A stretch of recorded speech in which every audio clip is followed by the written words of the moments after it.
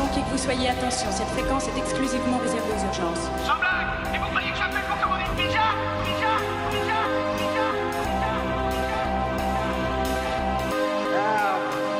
I'm a man. Well, nobody's perfect.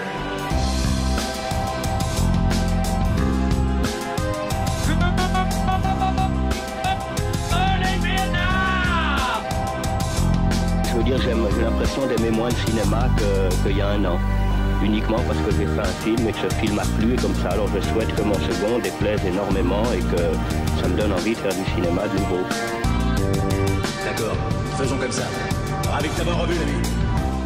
Bonsoir à toutes et à tous et bienvenue dans Cinémascope. Il est 19h05, un peu de retard mais c'est pas grave. Au programme de cette 21e émission, Revenge jusqu'à la garde, Croman, le 15h17 pour Paris, et un petit mot sur 50 nuances plus claires. Il y aura aussi la chronique musicale de Titouan, la première chronique de série, donc c'est Nina et Elise, Marie non, Marie aussi. Le quiz de Marie et Gaël, également notre équipe ce soir, Elise, Nina, Maxence, Marie, William, Gaël et Simon. Bonsoir à vous. L'équipe MB en défense. Allez, pareil. Nickel. Ok. On passe tout de suite à la partie news. Channel 4 News with 5-time Emmy Award-winning anchor Ron Burgundy.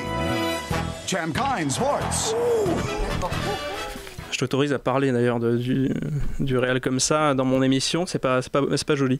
Donc dans les news cette semaine, il y avait Guillermo del Toro donc, qui a été choisi pour présider la prochaine Mostra de Venise.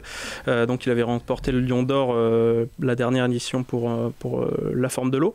Donc c'est la deuxième fois qu'un Mexicain prend les rênes du jury de ce festival, donc 3 ans après Alfonso Cuarón. Il y avait aussi dans l'actualité 2 infos assez insolites dont je voulais parler. C'était 2 actus sur Twitter, bon, parce que la semaine dernière on avait parlé de Xavier Dolan qui réagissait à son affaire sur Jessica, ouais, voilà. Non mais aux réactions donc sur Jessica Chastain. Là c'est Chris McKay, donc on avait parlé de son film l'an dernier, donc Lego Batman, le film, donc c'est celui qui va réaliser donc le film sur Nightwing, le film live cette fois. Donc il avait déjà fini le scénar et il n'a pas d'idée pour le casting. Du coup il a demandé sur Twitter quel acteur donc les fans voulaient pour son film. C'est quoi le film ? Il y avait un sondage Nightwing. C'est quoi ? Le film d'ici sur Dick Grayson, le Robin, donc enfin le Robin évolué on va dire. Donc il y avait un sondage donc avec en première partie il y avait star hollywoodienne identifiée, il y a 15% des gens qui ont voté pour, pratiquant d'arts martiaux badass il y a 48%, vulnérable dramatique 21% et roumain 16%. Donc ouais, parce qu'en fait il y a eu une affaire du coup assez intéressante là-dessus, c'est que depuis 2000 il y a eu une story sur Nightwing comme quoi il aurait des origines roumaines. Du coup il y a eu une polémique à cause de ça, il y a eu l'hashtag Keep Nightwing Romani. Et donc en fait c'était une technique de com au début et c'est devenu une affaire un peu polémique. Donc voilà, c'est les nouvelles techniques de com sur Twitter, c'est assez sympa de voir ça. Il y a eu aussi une réaction, donc une autre info insolite de Uwe notre ami Uwe. Ah oui, ça c'est magnifique. Qui est l'un des qui est l'un des plus mauvais réalisateurs de tous les temps, en ballottage avec Tommy Wiseau et Ed Wood. Donc il s'est dit choqué donc du film Phantom Thread donc de Paul Thomas Anderson qui sort aujourd'hui. Mais demande-leur pourquoi. Puisque comment ça ? Est-ce qu'il y en a qui savent ? On fait les news, on fait le quiz dès le début. Ça sera un remake d'un de ses films. Ah, t'es pas loin. Il y a un plagiat. Plagiat d'affiche. Exactement, il y a plagiat d'affiche d'un de ses films, je sais plus lequel c'est d'ailleurs. Et avec Michel Rodriguez, je crois. Mais et du coup, il a fait plusieurs tweets où il réclame à l'Académie des Oscars de disqualifier le film donc de la compétition. Et il oblige aussi donc Uwe oblige à Daniel Day-Lewis à renoncer à sa retraite puisqu'il n'existerait désormais plus que dans l'ombre de Uwe. Donc voilà. C'est une info assez marrante. Il dit aussi parce qu'il a fait du coup il fait des émissions de radio un peu comme nous, je pense, Uwe Boll. On a un peu les Uwe Boll français. C'est notre collègue, notre confrère, et il dit que Paul Thomas Anderson avait dû sûrement entendre sa critique sur Phantom Thread et du coup c'est pour ça qu'il a recopié son affiche, tout ça, voilà. C'est génial. Et Tommy Wiseau va faire pareil pour le prochain Xavier Dolan. Il va faire pareil pour The Disaster Artist. Tommy Wiseau. Ouais, effectivement, ça serait funky. Non, l'actu donc qui a marqué la semaine, c'était surtout le décès du célèbre compositeur islandais, donc Jóhann Jóhannsson, donc une mort inexpliquée à l'âge de 48 ans. Pour l'occasion, donc Titouan lui rendait hommage donc dans sa chronique musicale. On écoute.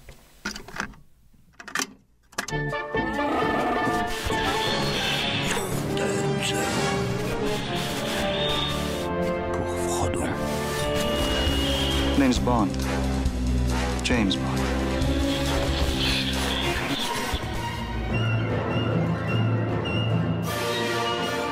La chronique musicale de Cinémascope.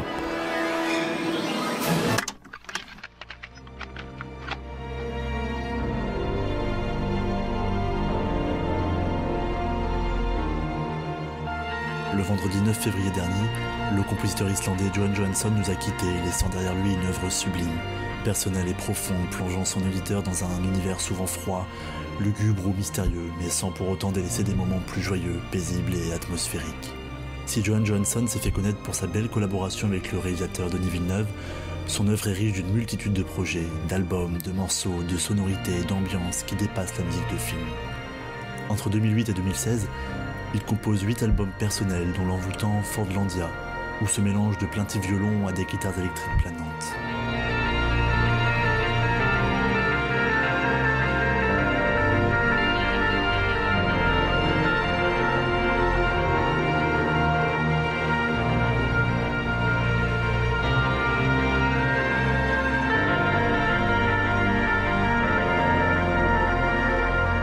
Dans IBM 1401 Illusion Manual, Jóhann Jóhannsson fait entendre en boucle des sons de l'ordinateur sur lequel son père, alors programmateur, avait l'habitude de travailler.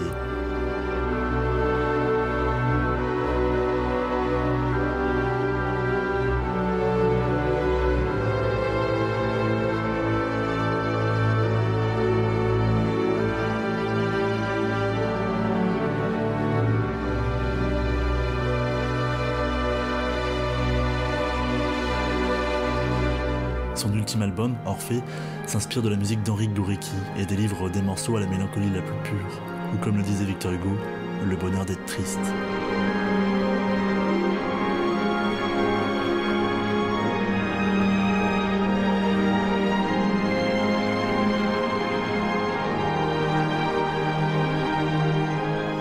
C'est en 2013 que la notoriété du compositeur fait un bond de géant lorsque le grand public découvre sa composition pour Prisoners de Denis Villeneuve. Glaciale, minimaliste et malgré tout émouvante, Jóhann Jóhannsson signe une BO qui va l'inscrire comme étant l'un des plus importants compositeurs modernes de musique de film. Avec Through Falling Snow, il donne toute l'intensité à une scène de contre-la-montre en voiture impressionnante de maîtrise et de beauté.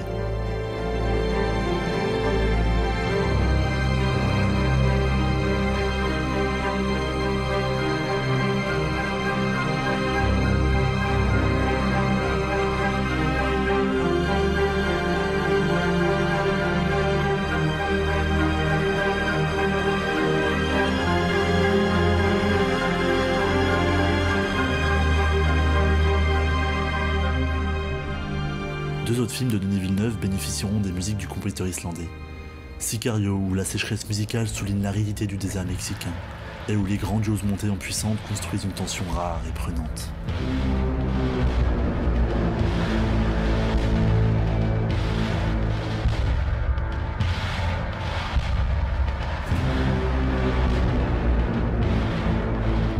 Enfin, pour Premier Contact, Villeneuve fait cohabiter la musique d'un autre compositeur minimaliste de génie, Max Richter, avec les sonorités venues d'autre part, imaginées par Jóhannsson. Véritable substitut à la parole, ces musiques proposent, comme écho à la circularité de l'alphabet extraterrestre, des boucles d'onomatopées humaines aux allures de Morse.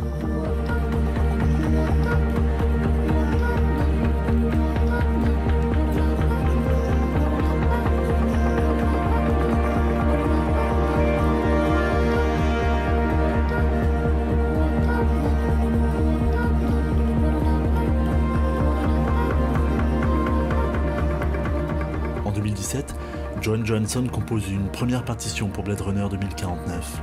Mais finalement, Denis Villeneuve l'écarte du projet pour le remplacer par Zimmer et Waldfisch, en expliquant « Jóhann et moi avons décidé que cela devait aller dans une autre direction. Le film avait besoin de quelque chose de différent, plus proche de Vangelis. Mais j'espère avoir la chance de retravailler avec lui, car c'est un compositeur fantastique. Sans encore le savoir, Premier Contact sera donc leur dernière collaboration.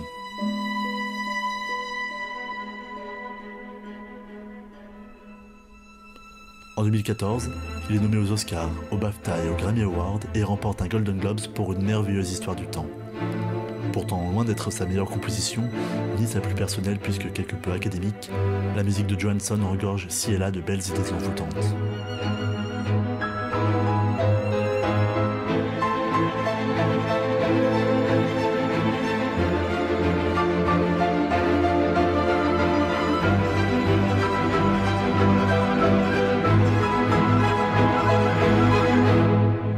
Pour écouter les toutes dernières compositions d'un grand compositeur novateur et envoûtant, rendez-vous en mars prochain où sortent de nouveaux films dont il compose la musique, Le jour de mon retour et Marie-Madeleine.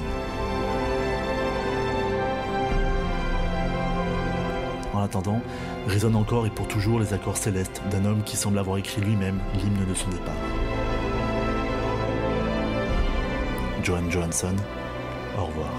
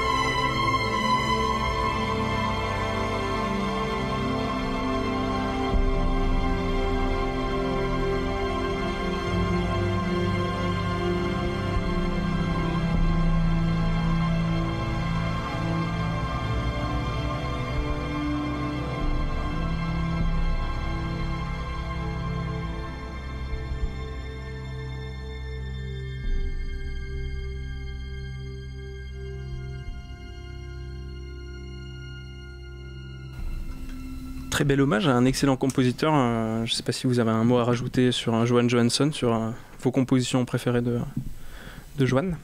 Ah bah Prisoner c'était incroyable. Pour le film, comme pour Premier Contact en fait, pour moi ces films-là c'est un duo quoi. C'est Denis Villeneuve et Johan Johansson qui ont fait le film. Je le vois comme ça. Moi la plus marquante c'est Premier Contact du coup.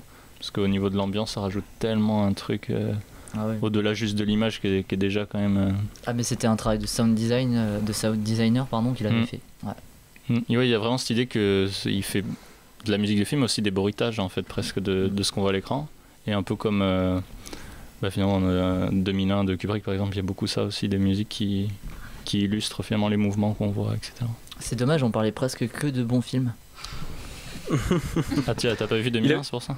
Il avait fait aussi des albums solo, avant de faire des compositions où il revenait, il refaisait des covers, on va dire, de musique de film assez connue. Il avait fait Taxi Driver notamment, et c'était assez beau. Gaël, est-ce que tu as une idée de transition pour parler de Revenge ou pas? Parce que moi je me mouille pas. Hein. Nous dirons que par là, il a pris sa revanche sur la vie. Après, voilà, on lui donne le talent qu'il faut maintenant. C'est excellent. Sur cette excellente transition, on passe à Revenge.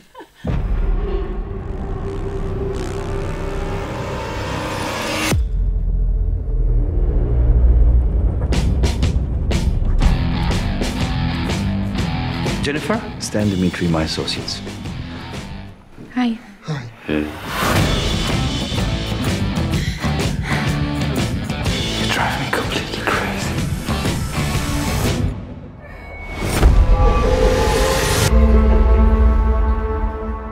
So, tell me, is it you don't like about love? You're not my type, that's all. Not your type.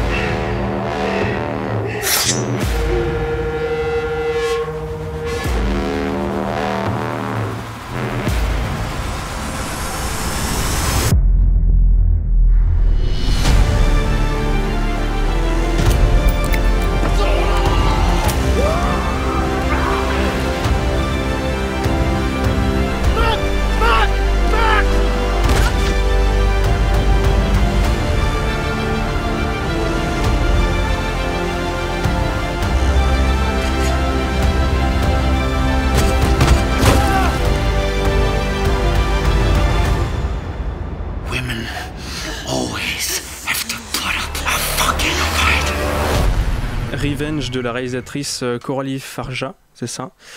Simon, est-ce que tu peux nous lire le résumé s'il te plaît? Bien sûr, très bon résumé qui permet d'aiguiller un peu sur le film, parce qu'on n'a pas beaucoup d'infos, hein. Je le dis déjà tout de suite, je commence ma critique, hein. Richard, Stan et Dimitri sont 3 amis qui, une fois par an, s'adonnent à une partie de chasse. Richard est arrivé 48 heures en avance pour profiter tranquillement de Jennifer, sa maîtresse. Ses amis arrivent également en avance, ce qui dérange les tourtereaux. Jennifer, jolie comme un cœur, attise le désir des 3 hommes. Le lendemain d'une soirée arrosée, Stan viole Jennifer. Stan, si tu nous écoutes. Elle s'enfuit, poursuivie par les 3 amis. Elle arrive près d'un ravin et Richard la pousse volontairement dans le vide. Un film avec Mathilda Lutz, t'as pas tous les noms, Kevin Johnson et Vincent Colombe dans le rôle de Stan. Non, Stan. Donc c'est un film... comme vous disiez, franco-italien... Français. Français. Ouais, c'est juste français. Très bien. La réalisatrice est française, c'est ça? Oui. D'accord. Son premier film, non? Je ne sais pas. Oui. Qui souhaite commencer sur le film, parce que je ne l'ai pas vu? Qui veut me donner envie de le voir? Du coup, je te le dis, alors si personne. William et moi on veut donner envie. Vas-y William, donne-moi envie. Tease-moi. Alors c'est un bon film. Pas excellent non plus, car bon, c'est un premier film, donc il y a pas mal de petits défauts, comme on a pu retrouver dans Grave aussi. Mais Grave était quand même un ton au-dessus, je trouve, que de Revenge. Donc c'est un bon. Comparable. Non, c'est pas comparable, mais je compare car c'est 2 films, 2 réalisatrices, 2 genres et françaises. Donc je compare juste par rapport à ça, par rapport au film. Oui. Donc voilà, donc il a quelques petits défauts, mais sinon non, c'est un bon film, film un petit peu d'horreur, un petit peu gore aussi. Qu'est-ce que je peux dire de plus? L'actrice est très bonne dedans. Il me semble que c'est son premier film, non? Si je dis pas de bêtises. Non, elle joue dans The Ring. Ok, mais elle joue vachement bien dedans. Je sais pas ce que j'ai à dire de plus, en fait j'ai pas grand chose à dire sur ce film au final. C'était juste bien. Est-ce qu'il y a du cannibalisme? Non. Ah non, je veux pas. Non, par contre il y a beaucoup d'hémoglobine. Ouais, il y a beaucoup d'hémoglobine. Ils perdent l'équivalent du sang de 10 personnes à 3, 4. Bah alors tu vois là ce que tu dis là, mais on a vu dans les films qu'on pouvait survivre en perdant énormément de sang, donc énormément. Exactement. In the Fade, voilà. Non, pour les trucs invraisemblables, ça m'a pas choqué parce que j'ai pris le film un peu comme quelque chose d'assez fantastique, où tu vois il y a vraiment des séquences aussi un peu où tu penses tout de suite à Tarantino, très gore, avec le sang qui gicle, et ça j'aime bien. T'es obligé de penser à Kill Bill pendant le film. Je reviens complètement, je reviens complètement, ça veut rien dire, mais je suis complètement d'accord avec William sur ce rapport avec Grave, même si je trouve Revenge largement en dessous, mais je trouve que c'est une belle ouverture. C'est bien qu'il y ait des cinéastes déjà françaises qui font des films, et surtout des films de genre, ce qui se fait pas trop en France, donc c'est super intéressant. On sent qu'il y a un style quand même dans la mise en scène, un peu tape à l'œil et tout. Là, au début ça fait très américain. J'étais en terrain connu au tout début parce que j'avais l'impression d'être devant du Michael Bay dans Bad Boys 2. Attends, tu viens de comparer le film à du Michael Bay? Ouais, bah oui. Son film préféré d'action, c'est The Rock, hein, juste pour info. Quoi? Putain. Et il aime pas 2001, mon dieu. Oui, la musique de Rob aussi était sympa. Il y a vraiment un très beau travail sur le sound design. Tout est millimétré, alors qu'on a un autre film dont on va parler tout à l'heure. Bon, moi je serai plus là pour en parler, mais le 15h17 pour Paris, où là il n'y avait rien sur le son, alors que moi j'ai vu les deux films à la suite et c'était choquant de voir un film où on sentait qu'il y avait un travail sur les bruits de bouche, sur les bruits de pas, sur tous des petits détails, et à côté un truc où il n'y avait rien du tout. Mais du coup, pour aller dans le sens inverse, je disais qu'il était moins bon que Grave, parce que vraiment j'ai trouvé qu'il y avait un gros problème de rythme. Plusieurs fois je me suis ennuyé. Par exemple, la course-poursuite finale, c'est pas possible quoi. Ils courent après comme des cons pendant 10 ans dans un salon. Ça se veut, je pense, un petit peu humoristique. Oui, ouais, mais je sais pas. En tout cas, sur moi, ça a pas marché. Ouais. C'est juste long. Il y a plein de pièces dans la maison et ils tournent dans le même couloir pendant 10 minutes. Mais moi, au contraire, j'ai beaucoup aimé la scène. J'ai trouvé très anxiogène et très bien filmé en fait, bizarrement, contrairement à vous au final. Mais c'est assez bien filmé. Hein, et ça, contrairement à ce que tu as dit, au niveau de. Enfin, si j'ai pas de bêtises, toi, l'esthétique, tu l'as vu comme quelque chose de positif ? J'ai vu quelque chose de positif, mais en même temps, parfois, je trouvais que c'était. Parce que c'était osé et tout, c'est pas le genre de choses qu'on voit souvent dans le cinéma français. Mais parfois, j'ai trouvé que c'était un peu too much, mais ça m'a pas dérangé plus que ça. Moi je suis d'accord avec je l'ai trouvé bon, elle est pas minable excessive, mais je trouve qu'on en fait beaucoup trop au final et sans forcément beaucoup d'intérêt au niveau des couleurs. Voilà. Je les trouve beaucoup trop accentuées. Au niveau ça se passe dans le désert et tout, et des fois je pense que ça me fait un petit peu penser bien sûr à toute proportion gardée un petit peu Mad Max au niveau du jaune et du bleu et tout, et je trouve que c'est beaucoup trop fait en fait, et que ça limite, ça dessert le film et ça fait sortir du film parce que ça devient un petit peu trop fantastique au final, je trouve. Moi ça m'a pas gêné. Moi les trucs qui m'ont gêné en fait, c'est les incohérences sur le début du film en fait. Les incohérences, je sais pas si on peut appeler ça comme ça, mais genre savoir où ça se situait et tout, parce que on dirait qu'on était en France mais on l'était pas, parce qu'on entendait Jean-Luc Reichmann à la télé, donc ça déjà ça m'a sorti du film. C'est une star internationale, hein. Fais gaffe. Ouais, alors après je me suis dit, du coup en ayant vu les lieux où ils ont tourné ça au Maroc, je me suis dit mais ils ont tourné au Maroc, du coup ils peuvent avoir des box piratées pour regarder le câble et tout, et pour regarder TF1, donc c'est bon, et pour regarder toutes les chaînes internationales, donc je me suis dit c'est bon, mais il a fallu que j'attende le générique pour savoir ça. Puis même la nationalité des personnages, ce qu'ils étaient, tout ce qui est dans le synopsis, finalement on nous le dit pas trop. Et moi je trouvais, je sais que tu te retournes, t'es énervé Gaël, mais moi je trouvais que ça me manquait un peu. Mais je te l'ai prouvé tout à l'heure que c'était dit dans le film en fait. Oui, le métier des deux potes, c'est ça ? Oui. Mais je sais pas, j'ai l'impression d'être passé à côté. Mais au niveau des incohérences, il y a souvent beaucoup d'incohérences dans tout ce qui est film d'horreur, film gore. Il y a souvent beaucoup d'incohérences. L'incohérence la plus banale, c'est les incohérences dans le genre que c'est normal. Enfin, à un moment donné, il y a des moments où c'était juste pas logique en fait ce qui se passait. Moi, j'étais perturbée. Mais moi, je parle pas du tout de ce genre d'incohérence là. Vraiment, je parle vraiment de trucs très factuels, genre où se situe l'action, genre dans quel pays, qui sont les personnages. Après, tout ce qui se passe. Son dos a guéri. Non, mais ça par exemple, scénario. Et ben ça m'a pas gêné, puisque je l'ai vu comme un film fantastique. Mais à quoi qu'est-ce que ça t'aurait avancé de savoir dans ce film précisément que ça a été tourné par exemple, je sais pas, en Finlande? Parce que vraiment ça me gênait au début de pas savoir l'action, tellement c'est un lieu genre incongru pour parler en français, ça ressemble pas à un paysage français et tout. Et ben pendant des minutes, j'ai pas arrêté de me poser la question. On était surtout quand on entendait les extraits de Attention la marche passée, tu vois. Mais ça c'est parce que t'aimes la géographie, sinon on s'en fiche. C'est les 12 coups de midi en plus maintenant. J'aime la géographie, oui, mais j'ai regardé à la fin du générique, c'était bien Attention à la marche, attention. Très bien. C'est peut-être en rapport avec les potes du méchant, tu vois. Et les potes dans Attention à la marche. C'est bon, je peux juste super d'effets spéciaux. Vas-y. Juste pour rajouter un truc dernièrement, j'ai entendu du coup, j'ai écouté une interview de la réalisatrice et elle a fait référence notamment à Cronenberg. Et juste qu'on arrête de faire référence à Cronenberg, j'adore et c'est un de mes réalisateurs préférés, et ok, je comprends totalement. Enfin, ça m'a fait plaisir de voir un petit peu les petits clins d'œil qu'elle a pu faire, mais le problème c'est qu'on est en 2018, du coup quand on veut faire du sang ou du découpage et des gore, en fait on veut en faire beaucoup trop. On en fait trop parce qu'on est dans l'ère du trop, beaucoup trop. Et Cronenberg avant il faisait avec beaucoup plus de. Il faisait en gros mais avec plus de douceur et plus de. Mais Cronenberg, j'ai pas aimé ce film, mais si elle dit qu'elle se réfère à Cronenberg, t'as vu le nombre de plantes d'insectes qu'il y a dans ce film? film, ils ont rien à voir. Mais moi, c'est les seuls trucs que j'ai aimé dans ce film, ce sont les plans sur les insectes. Et là, du coup, je te parlais pas des plans sur les insectes avec le sang, je te parle surtout des plans où il y a un tir au niveau dans le crâne et t'as le crâne ouvertement qui explose. Okay. Cronenberg l'aurait pas fait comme ça et mais moi là, ça me saoule. C'est plus Tarantino sa référence pour ça.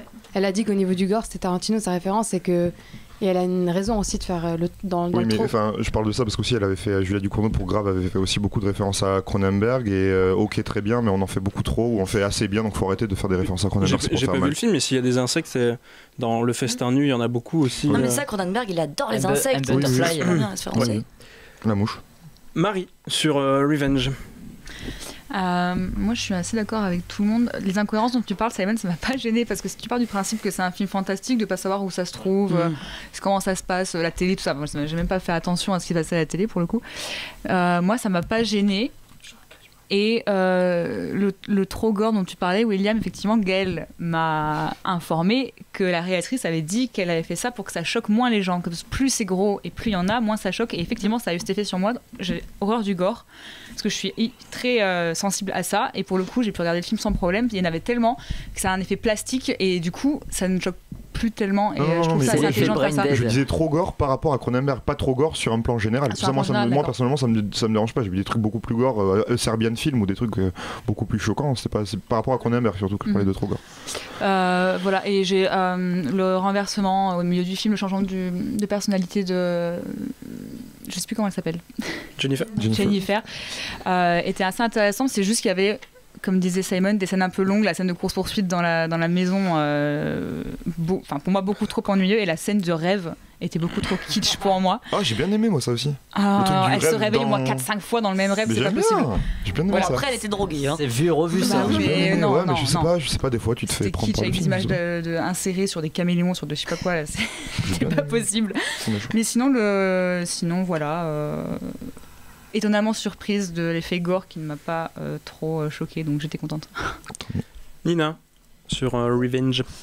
Moi je me situe, c'est marrant, je me situe vraiment un peu au milieu. En ayant fait la critique, j'ai un peu revu du coup mon idée sur ce film. Et en fait, j'ai le cul entre deux chaises, vraiment. En fait, je suis bloquée entre l'aspect nanardesque au final, je mets des guillemets quand même, mais avec plein de, toutes les références. Donc on a parlé Mad Max, Kill Bill, Cronenberg. Il y a aussi une petite référence à Lolita au début, avec sa sucette et c'est exactement la même chose. Et du coup, pour moi, le ton est trop sérieux pour être nanar et c'est trop nanar pour être sérieux en fait. Du coup, je suis un peu, je sais pas, il y a les scènes gore, les scènes comme ça qui prêtent à rigoler. En fait, je rigole mais pas de bon cœur, pas comme je rigolerais devant un Tarantino. Et après, ça s'excuse puisque c'est son premier film et je trouve ça déjà assez énorme. Rien qu'il vaut le coup d'œil pour être un premier film aussi bien foutu au niveau de l'image. Et des couleurs, les décors aussi sont très bien choisis, je trouve. Et sur le papier, vraiment, le pitch était très très bon. Moi, j'adore l'isolement qui est marqué par le fait qu'on puisse que aller les chercher en hélicoptère. Et voilà, ça sur le papier, moi il y a plein d'idées de mise en scène qui sont super quoi. Le plan sur l'insecte où t'as du sang qui tombe, il est super et il y a plein de super bonnes idées. Et comme elle a abusé sur les symboliques, le coup de la pomme qu'elle croque et qu'on revoit 10 000 fois, on a compris qu'elle avait croqué dans la pomme et qu'elle était dessus. C'est un premier film. Je pense même pas, moi je veux même pas dire c'est un premier film donc on l'excuse. Pour moi c'était un choix très très clair de faire de la symbolique, c'est-à-dire que c'est un choix pour moi qui est vraiment pas utilisé dans le cinéma français. En gros, on est toujours là à essayer de faire les choses hyper discrètement. En fait, on peut aussi faire la symbolique. Je veux dire, il n'y a pas de mal à dire les choses grossièrement quand tes personnages sont grossiers et quand l'histoire. Mais je trouve qu'en fait, t'as raison, mais je trouve que tout était trop grossier en fait dans ce film. Mais avec le temps, elle arrivera peut-être mieux gérer cette. Mais je pense que là, ce qui était intéressant, c'est que c'était complètement adapté à ses personnages. Oui. C'est que ces personnages étaient complètement grossiers et elle a fait exprès de les faire aussi. Par les acteurs là, Stan et les deux qui jouent super mal, je trouve, les deux français là. Ah ouais, tu trouves Je trouve qu'ils jouent ultra mal. Le plus méchant des personnages qui sont. Je trouve ultra mal joués, mais bon. Après ça accentue un peu l'aspect comique, c'est les personnages qui sont un peu... quand l'autre il s'arrache le bout de verre du pied, je suis désolée mais sa tête est excellente. Oui. Ça nous donne moyennement envie d'aller le voir quand même. Attends, moi j'ai pas dit tout ce que j'avais à dire sur le bienfait de ce film. Mais vas-y. Alors ok. Alors déjà, moi aussi, je le compare à Grave, même si j'ai vraiment plus apprécié Grave, mais je trouve que c'est largement comparable parce que c'est effectivement un film de genre français et pour moi très féministe, même si du coup, certains chroniqueurs qui ne sont pas là Guillaume, ne pensent pas, mais il faudrait qu'on en discute. Et aussi, c'est très rare et maîtrisé comme ça, un film de genre en France, donc... elle va jusqu'au bout, donc c'est outrancier, c'est grossier, c'est cru, mais du coup pour moi, comme c'est fantasmagorique et que c'est vraiment avec le propos du film et les personnages, etc., j'ai apprécié ce grossier, on va dire. Le scénario est plein d'idées, pour moi d'humour, etc. Le personnage que tu trouves qu'il joue mal, le principal méchant, on va dire, qui n'est pas son petit copain... oui, voilà, du coup. Mais je veux dire dans les deux, le duo, quoi. Du coup, je trouve qu'il a vraiment un décalage dans la façon dont il joue. Et moi, j'ai vraiment apprécié son jeu. Même le côté très morbide quand on voit quelqu'un noyé, en général, dans le film. On sentait que c'était quand même pour faire rire à ce moment-là. Et je trouve que, comme tu disais, Simon, la bande de son est incroyable. La musique très très cool. On est très proche des sensations des personnages quand elle apparaît, et le sound design est hyper bien traité. On a plein de petits bruits comme ça, essentiels, qu'on peut facilement oublier. Et je sais que la réalisatrice a vraiment voulu faire attention à ça, donc ça s'est vu.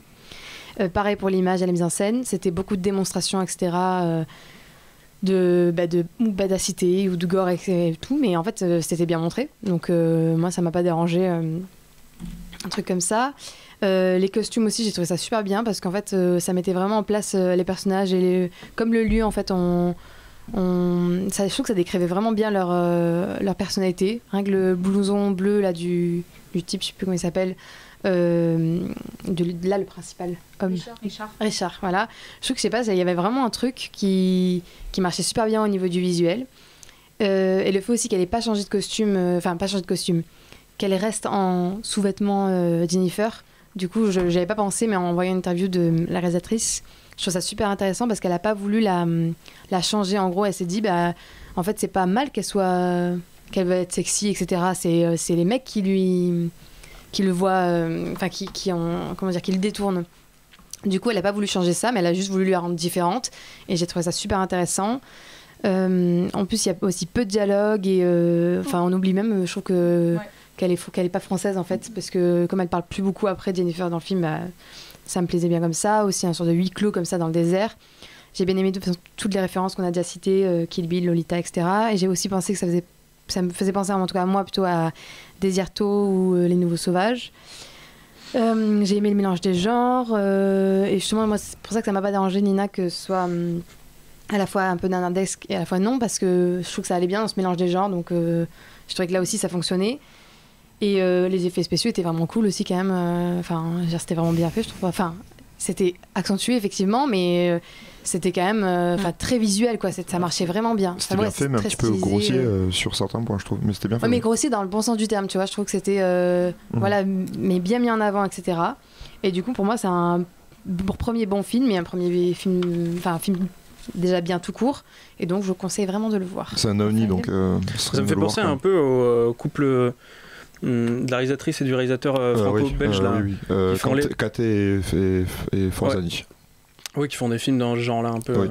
Voilà. On va continuer avec un premier film aussi, donc Jusqu'à la gare de Xavier Legrand. Voilà ce qu'a dit Julien. Julien a 11 ans, il est en 6e à 1 au collège Théodore Monod de Saint-Dumont, et il a dit: mes parents sont séparés depuis 1 an. Je vis maintenant ici avec maman et ma sœur. On va fêter les 18 ans de ma sœur à la salle des fêtes de Vial. On habite tous là-bas chez papy et Nani, sauf mon père. Par contre, je ne peux jamais jouer devant la maison ou dans le jardin, car on a peur que l'autre vienne. Papy se met à crier quand il le voit et c'est pas bon pour sa santé. Quand il vient, je m'inquiète pour maman, parce qu'il veut juste lui faire du mal, juste ça, c'est pas un père, et c'est pour ça que je suis contente que mes parents divorcent. Joséphine aussi, elle ne l'aime pas, mais elle n'est pas obligée de le voir vu qu'elle est grande. Moi aussi, je ne veux plus jamais le voir, et je ne veux pas que le juge m'oblige à aller avec lui 1 semaine sur 2 ou un week-end sur 2, parce que je ne veux plus le voir, plus jamais, je n'ai plus rien à ajouter. Voilà, bien, maître Davigny, je vous écoute.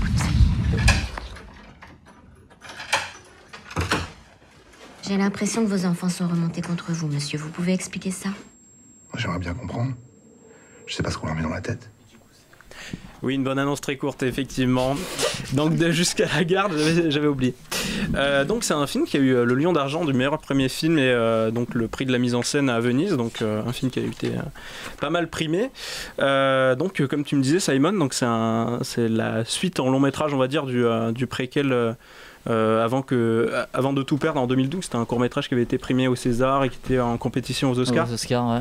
Et il y avait aussi Léa Drucker à Clermont. Il y avait aussi Léa Drucker et Denis Ménochet dans les rôles principaux, donc dans le couple Besson. Donc c'est un couple qui divorce et pour protéger son fils d'un père qu'elle accuse de violence, Myriam en demande la garde exclusive. La juge en charge du dossier accorde une garde partagée au père qu'elle considère bafoué. Prise en otage entre ses parents, Julien va tout faire pour empêcher que le pire n'arrive. Entre méfiance, peur et manipulation, l'enfant va essayer de protéger sa famille. Qui souhaite commencer sur ce film de Xavier Legrand?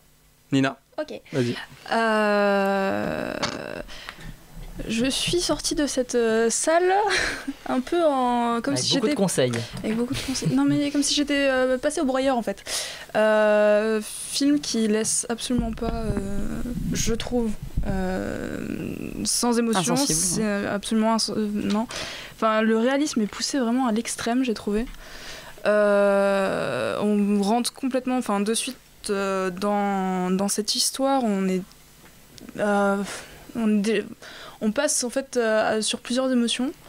Pendant le film, on arrive en fait on débute sur la scène avec l'avocate qui entend une lettre particulièrement difficile du fils qui veut plus voir son père, qui en soi, enfin, moi je l'ai trouvé assez violente, et l'acteur, je sais plus comment il s'appelle.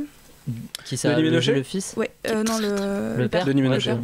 Qui joue excessivement bien, même jusque-là. Et en fait, c'est à partir de là, on est vraiment à fond dans ce qui se passe. On essaie de comprendre un petit peu qu'est-ce qui s'est passé, pourquoi est-ce qu'ils en viennent à ça. Et la mise en scène, elle est tellement proche des personnages. Enfin, c'est assez fou.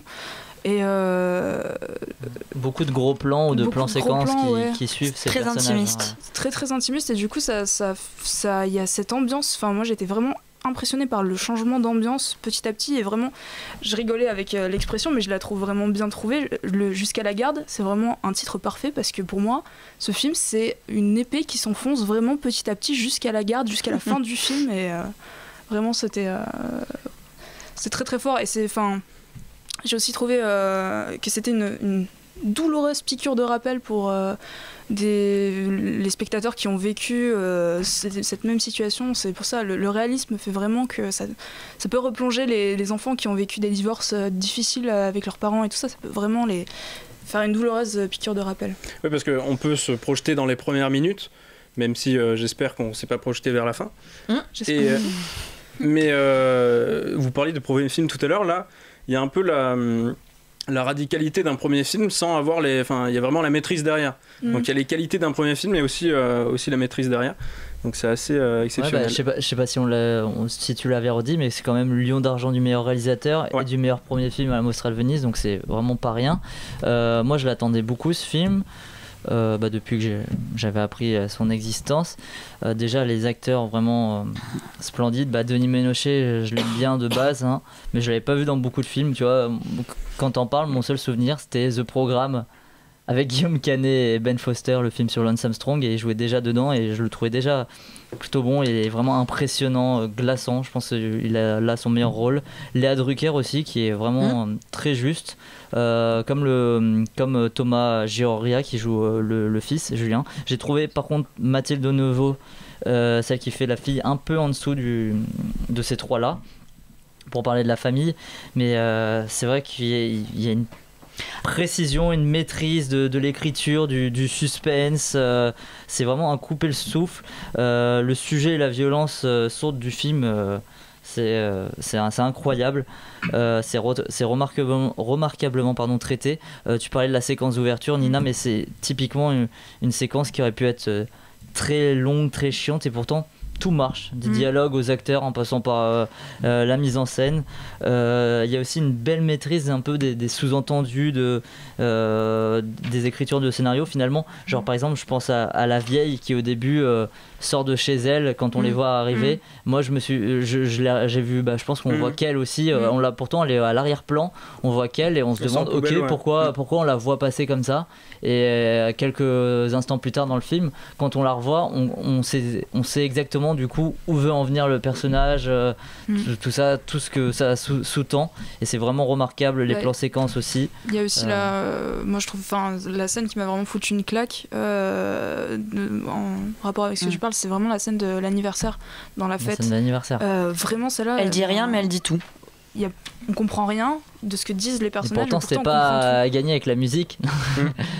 Oui, c'est vrai, il y a un problème de musique. Non, un problème de musique. Oui, parce qu'à un moment ils finissent un morceau, puis après ils le refont à la fin. Mais ah oui, non, je parlais pas de ça. Moi je parlais de Bailar, ouais. La version Proud Mary, elle est comme ça. Oui, c'est pas si long l'intro de Proud Mary. Il arrête puis il reprête, du coup. Ouais, mais c'est pas grave. Et ça déjà, j'ai trouvé ça. Je pensais d'ailleurs que t'allais en faire ta transition musicale parce que j'ai trouvé ça parfait finalement. Quand tu penses à Proud Mary, tu penses du coup à Ike Turner et Tina Turner, et tu penses aussi au problème. Je pense au Creedence Clearwater.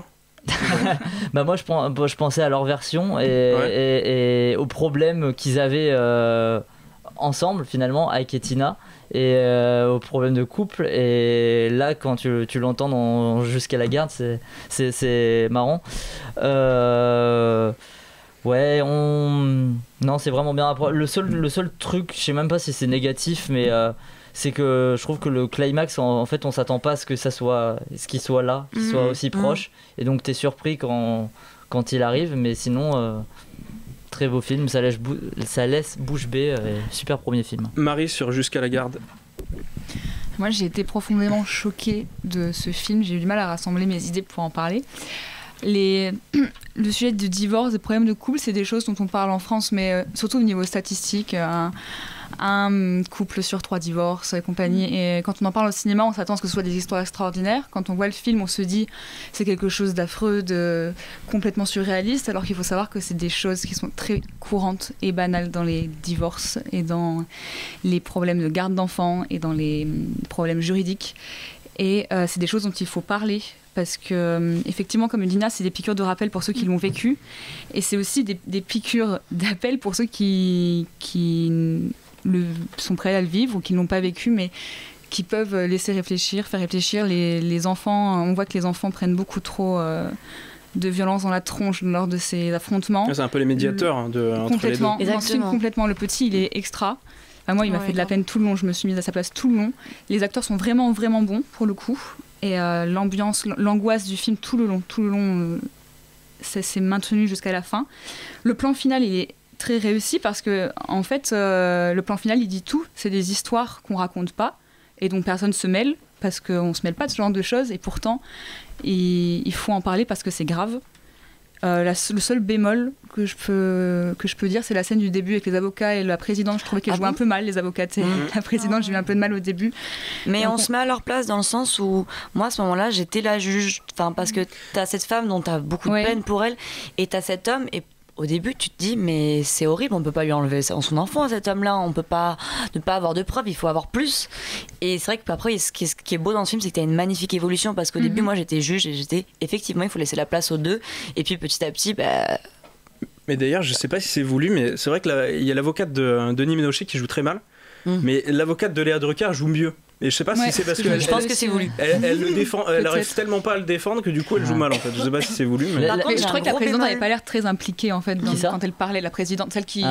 Mais elle faisait penser à Emmanuel DeVos. Ouais, c'est vrai. Effectivement. Tu vois ce que je veux dire. Ouais, par contre, il y a un bon bémol. J'ai beaucoup aimé ce film comme vous, mais je crois que je suis la seule à trouver un gros bémol. Mais en fait, on n'insère pas quelque chose dans une diégèse si c'est pour ne pas s'en occuper après. Je parle. Non, je sais où tu vas en venir. Je sais où tu vas en venir. Tu parles du plan des toilettes, c'est ça ? Exactement. Cette famille est déjà dans une merde noire, on va se le dire quand même. Et il y a une gamine d'à peine 18 ans, et on se rend compte qu'elle est enceinte clairement. Et nous annonce comme ça qu'elle est enceinte, et puis on n'en reparle plus depuis tout le film. À quoi ça sert de mettre quelque chose dans la diégèse? Mais c'est pas très je trouve. Parce que ça fait partie de la vie et c'est des problèmes qui arrivent aussi. Mais si t'es une fille, t'as compris en 2 minutes. À peine qu'elle est. Oui, au moment où elle est rentrée à la toilette, j'avais compris ce qui se passait. Et du coup, j'ai trouvé ça fou. C'est la façon dont c'est émis, c'est vrai que c'est un plan séquence, on va dire. C'est un plan fort quand même. Mais non, moi je trouve que ça s'insère dans le fait que quand il se passe des choses comme ça dans les familles qui se déchirent, il peut y avoir d'autres problèmes adjacents à côté de ça dont on ne s'occupe même pas parce qu'on est trop centré sur ce problème de séparation entre les deux parents et que les enfants prennent plein la tronche. Je sais plus, on parlait de quel film la semaine dernière, mais et d'ailleurs j'étais plutôt de cet avis-là. Pardon ? Je dirais dis donc, t'oublies vite. Non mais je me rappelle plus c'était lequel, et en gros on disait je disais qu'il y avait des trucs qui n'étaient pas exploités ou quoi, et quelqu'un me répondait que c'était lâché comme une bombe un peu. Là c'est exactement ça, et c'était Gaspard va au mariage. Je veux voir, ne me spoil pas. Et là dans Gaspard va au mariage, pour moi en tout cas je trouvais que ça ne fonctionnait pas du tout, mais dans ce film là Jusqu'à la garde je trouve que c'est très, très cohérent, et c'est normal qu'on n'en reparle pas ou quoi. Si, on en reparle dans le sens où le plan sur la fille, le plan quand elle chante, on va dire, elle a le regard un peu, pour moi, c'est un reparler, ça. Et puis à la fin, sa mère dit, on se demande si c'est pour ses parents ou si c'est pour elle. La salle et tout ça. Et au final, elle range tout, elle laisse les clés posées par terre. Et donc du coup, tu te dis peut-être qu'elle part, mais en fait, on nous a laissé nager là. Moi, j'ai l'impression d'être toute seule dans mon truc en mode tiens, je te donne des infos et puis tu te démerdes quoi. Moi, je trouve ça très réaliste en réalité. La fille qui aide sa mère parce qu'elle sait qu'elle a des problèmes. Enfin, je sais que oui, bien sûr, mais c'est juste que du coup, c'était pas utile. Le film est déjà tellement fort en lui-même. Il y a tellement de choses pas utiles dans ce genre d'histoire en réalité que. Le film est déjà tellement fort en lui-même qu'il avait pas besoin qu'on rajoute un plan qui. Moi, j'ai trouvé ça très fort ce plan, et du coup ne me le mets pas si c'est pour pas me le poursuivre. Ouais, mais ça donne de la consistance aussi à ce personnage là qui déjà je trouve qui est un peu plus faible que les autres. Alors, oui, c'est vrai. Puis ça le montre dans la mise en scène, c'est filmé sous une porte de toilette, tu vois qu'on n'avait pas envie d'en parler, on voit que ses chevilles, enfin même pas juste ses chaussures. C'est beaucoup mieux fait qu'un court-métrage que j'avais vu il y a pas longtemps au Festival d'Ivipation, dédicace à Atis Mons. Il y a peut-être un élément qu'un autre réalisateur aurait ajouté dans le film, et ça aurait été de trop, c'est les souvenirs, parce que tu parlais Marie des relations, tout ça c'est assez classique, mais là on revient pas sur leur histoire d'amour, enfin on voit pas du tout Denis Ménochet et Léa Drucker, même si pareil, c'est des choses quand tu divorces qui s'effacent totalement. Un autre réalisateur aurait pu le ramener avec un souvenir ou un flashback ou un truc comme ça. Qu'il l'ait pas fait. Là du coup ils le font pas, et donc le propos est encore plus fort. Non mais ça c'est bien parce que du coup au début je trouve que justement le fait qu'il n'y ait aucun flashback, rien sur leur vie d'avant, c'est parfait parce qu'on n'a pas de jugement. Au début on est neutre. Et puis après on l'est plus du tout, mais au début au moins on est neutre. Très bien. Un dernier film sur Jusqu'à la garde. Un dernier film. Un dernier avis. Putain, j'avais. Un film sur. Un dernier film. Non, je vais faire un film là. Non, mais moi aussi j'ai trouvé ça super bien. Il y a un souci du détail vraiment fou, je trouve, pour un film comme ça dramatique. On s'y attend vraiment pas. Par exemple, le policier qui est au téléphone, on le filme beaucoup, on voit ce qu'il dit, etc. La voisine, le fait aussi que, enfin, un tout petit truc, mais par exemple le personnage de Manon. Qui est évoqué dans le film, j'ai trouvé ça super intéressant qu'il y ait ce détail là comme ça jusqu'à la fin du, enfin je sais pas, c'était satisfaisant, je trouvais, et c'était super agréable. Ça participait un peu à cette chorégraphie qu'il y avait finalement pendant tout le film. Tout le film est un peu j'ai vu ça comme une sorte de chorégraphie, comme le plan séquence qu'on a pendant la fête, et Manon c'est celle qui arrive, c'est ça. Et oui, c'est étoffé de petites histoires, par exemple il y a Léa Drucker, on sait pas si à un moment elle a une petite histoire avec quelqu'un. Voilà, ça aussi, mais c'est vachement bien, je trouve, ce détail à la fois, on sait pas trop si ça a lieu d'être, etc. ou pas. Puis la progression dramatique, elle était vraiment folle quoi. On était hyper près dedans, et pourtant ça avait un réalisme peut-être on aurait pu ne pas être intéressé quoi, parce qu'on se dit oui, c'est une histoire, on imagine bien que ça se passe comme ça, et puis finalement non, on est hyper intéressé et tout, et je pense que c'est beaucoup dû au fait que les plans soient très longs, ils coupent pas comme ça juste parce qu'il y a eu l'information qui a été donnée. Non, ils laissent vraiment le plan comme quand elle est sur le lit et qu'elle reste vraiment longtemps à regarder vers la porte, etc. Léa Drucker. Et c'est très aussi, plein de fois ils laissent aussi le plan sombre. Et ça aussi, j'ai beaucoup apprécié. C'est tellement rare, j'ai l'impression qu'on veut toujours mettre beaucoup de lumière, etc., pour qu'on voit bien les choses. Là, c'était sombre, donc il n'y avait pas besoin, en fait. Au niveau du but, c'est une scène qui fait très film d'horreur. Elle fait très film d'horreur avec... mais là, c'était juste réaliste, et c'était... Ah oui, tu l'entends. Mais il y a plein de trucs comme ça qui... ça commence déjà par ce plan sombre, je trouve, du bureau qui mettait bien ça en place, etc. Et d'ailleurs, ça m'a fait penser à Nos pour le côté... drame qui va en progression comme ça vers un apogée, on va dire. La noce donc de Stéphane Strecker. Les acteurs et les actrices étaient hyper bons. C'était une histoire vraie aussi, Noce, mais le problème de Noce peut-être, c'est que la fin faisait trop appuyée, sans trop révéler jusqu'à la garde, mais ça fait plus réaliste, on va dire, et ça fait pas trop. Je sais plus, on en avait déjà parlé. Trop tragédie grecque, quoi. On n'était pas d'accord. Je sais plus mon ressenti, mais en tout cas, ça m'a fait penser à ça. Ouais, donc l'enfant était incroyable. Enfin, on se dit, mais il a tout vécu cet enfant ou quoi pour jouer comme ça, c'est incroyable. Le fait que ce soit hyper silencieux, comme vous disiez, dans la fête d'anniversaire et même en général, ça faisait du bien, quoi. Et puis il n'y a pas de musique, pas de musique extra-diététique faite pour le film, etc. Enfin, c'est fou. C'est quand même rarissime, je pense. Et du coup, on sentait encore plus l'importance des bruitages. La ceinture, c'était vraiment oppressant, du coup, le bruit de la ceinture, parce qu'il n'y avait pas de musique pour nous rassurer, quoi. Donc ouais, c'était vraiment un film super intéressant et hyper fort à voir, quoi. Très bien. Donc on va passer au troisième film de la soirée, Crowman de Nick Park. Chief! Whoa, whoa, whoa! Time to go hunting! Bit early, isn't it, Doug? Right, grab a spear. Oh, it's pointy. Change your underpants today? Yeah, changed it with dongle. Never mind. Shush, everyone. Attack!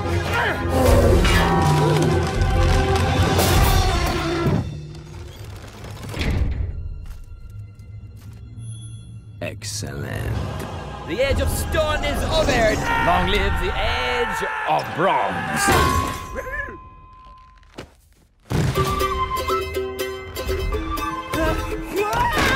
Hey! Where have you been, the Stone Age? I've got to save the tribe.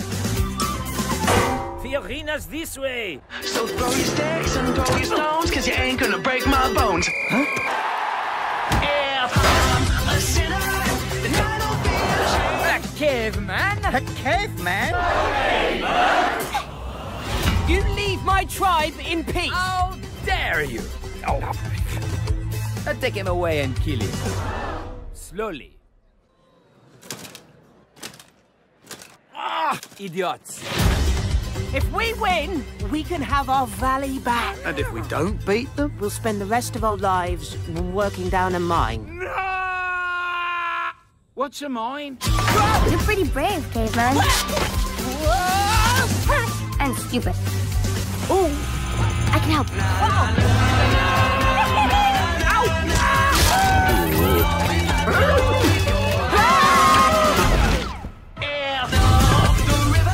Hobnob, you stay. I don't want to attract attention.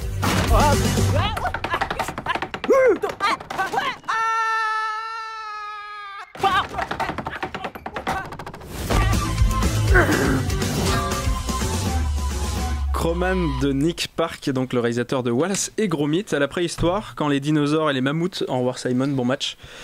Bonne chance. Je tiens à préciser que je ne pars pas pour voir Paris-Real Madrid, pas comme certains. Comme ça, okay. Moi je joue les matchs, je ne les regarde pas. Oui, mais après quand même. Mais bonne chance. C'est très bien parce que ça nous sert de transition aussi. Effectivement, bonne soirée. À toi aussi. Bon, parce que bon, je sais pas si je vais faire tout le résumé du film, mais en fait, bon voilà, c'est un match de foot à la préhistoire. Oui, non, mais il est nécessaire de le dire parce que ça se vend pas du tout dans la bande-annonce. Oui, effectivement. Et en fait, ça raconte que ça finalement. Donc, mais je pense que peut-être en France, ils font pas trop là-dessus, mais bon, c'est Nick Park, il est anglais. En Angleterre, ils sont très très foot. Nous, on l'est un peu moins, donc à mon avis, ils se sont dit, bon, on va moins communiquer là-dessus. Ils font bien. Donc voilà. Nina, sur Crowman. Bon, évidemment. Quand j'ai vu l'affiche, j'étais très contente puisque moi, Wallace et Gromit, c'est toute mon enfance, j'adore ça. Chicken Run, pareil, voilà, toute cette animation, j'ai toujours adoré le stop motion et du coup, ce que j'allais dire de positif, c'est que l'animation en stop motion, ça progresse et ça c'est cool parce que l'animation était quand même super fluide, il y avait des trucs qui étaient vraiment sympas. Ça tue peut-être le charme, moi je trouvais un peu. Hein. Que sur les premiers Wallace et Gromit, c'est ça qui était bien aussi, c'est que tu avais plus d'espace entre les photos, on va dire, et du coup l'avancée était plus cadencée, c'était plus mais sympa. je sais pas, moi je suis plutôt contente de voir que justement on peut avoir une progression dans cette animation, dans cette manière de faire, moi j'aime bien. La forêt était super bien faite, je trouve. L'arène, on avait une réelle sensation d'espace, de grand espace. Ça, c'était, je pense que ça doit être assez dur de le faire. Je sais pas, je l'ai jamais fait, mais bon, je pense que ça doit être assez compliqué de faire vraiment cette sensation d'espace. Bon, après, oui, il y avait la matière aussi qui était bien faite, les tissus et tout ça, c'était bien modelé. Bon, après, il y avait quand même un problème qu'on ne saurait situer, c'est-à-dire des taches oranges un peu partout sur leur tronche, sur les un peu tout et n'importe quoi en fait. Mais voilà, bon. Mais ça reste mystérieux par rapport à l'écran. C'était tellement perturbateur. On sait pas trop ce que c'est. J'ai regardé. Moi, j'ai pas vu ça. Donc, en plus, on s'en est aperçu vers milieu film. Oui, c'est un problème de la projection, c'est bizarre quand même. Peut-être. Vous êtes allé où?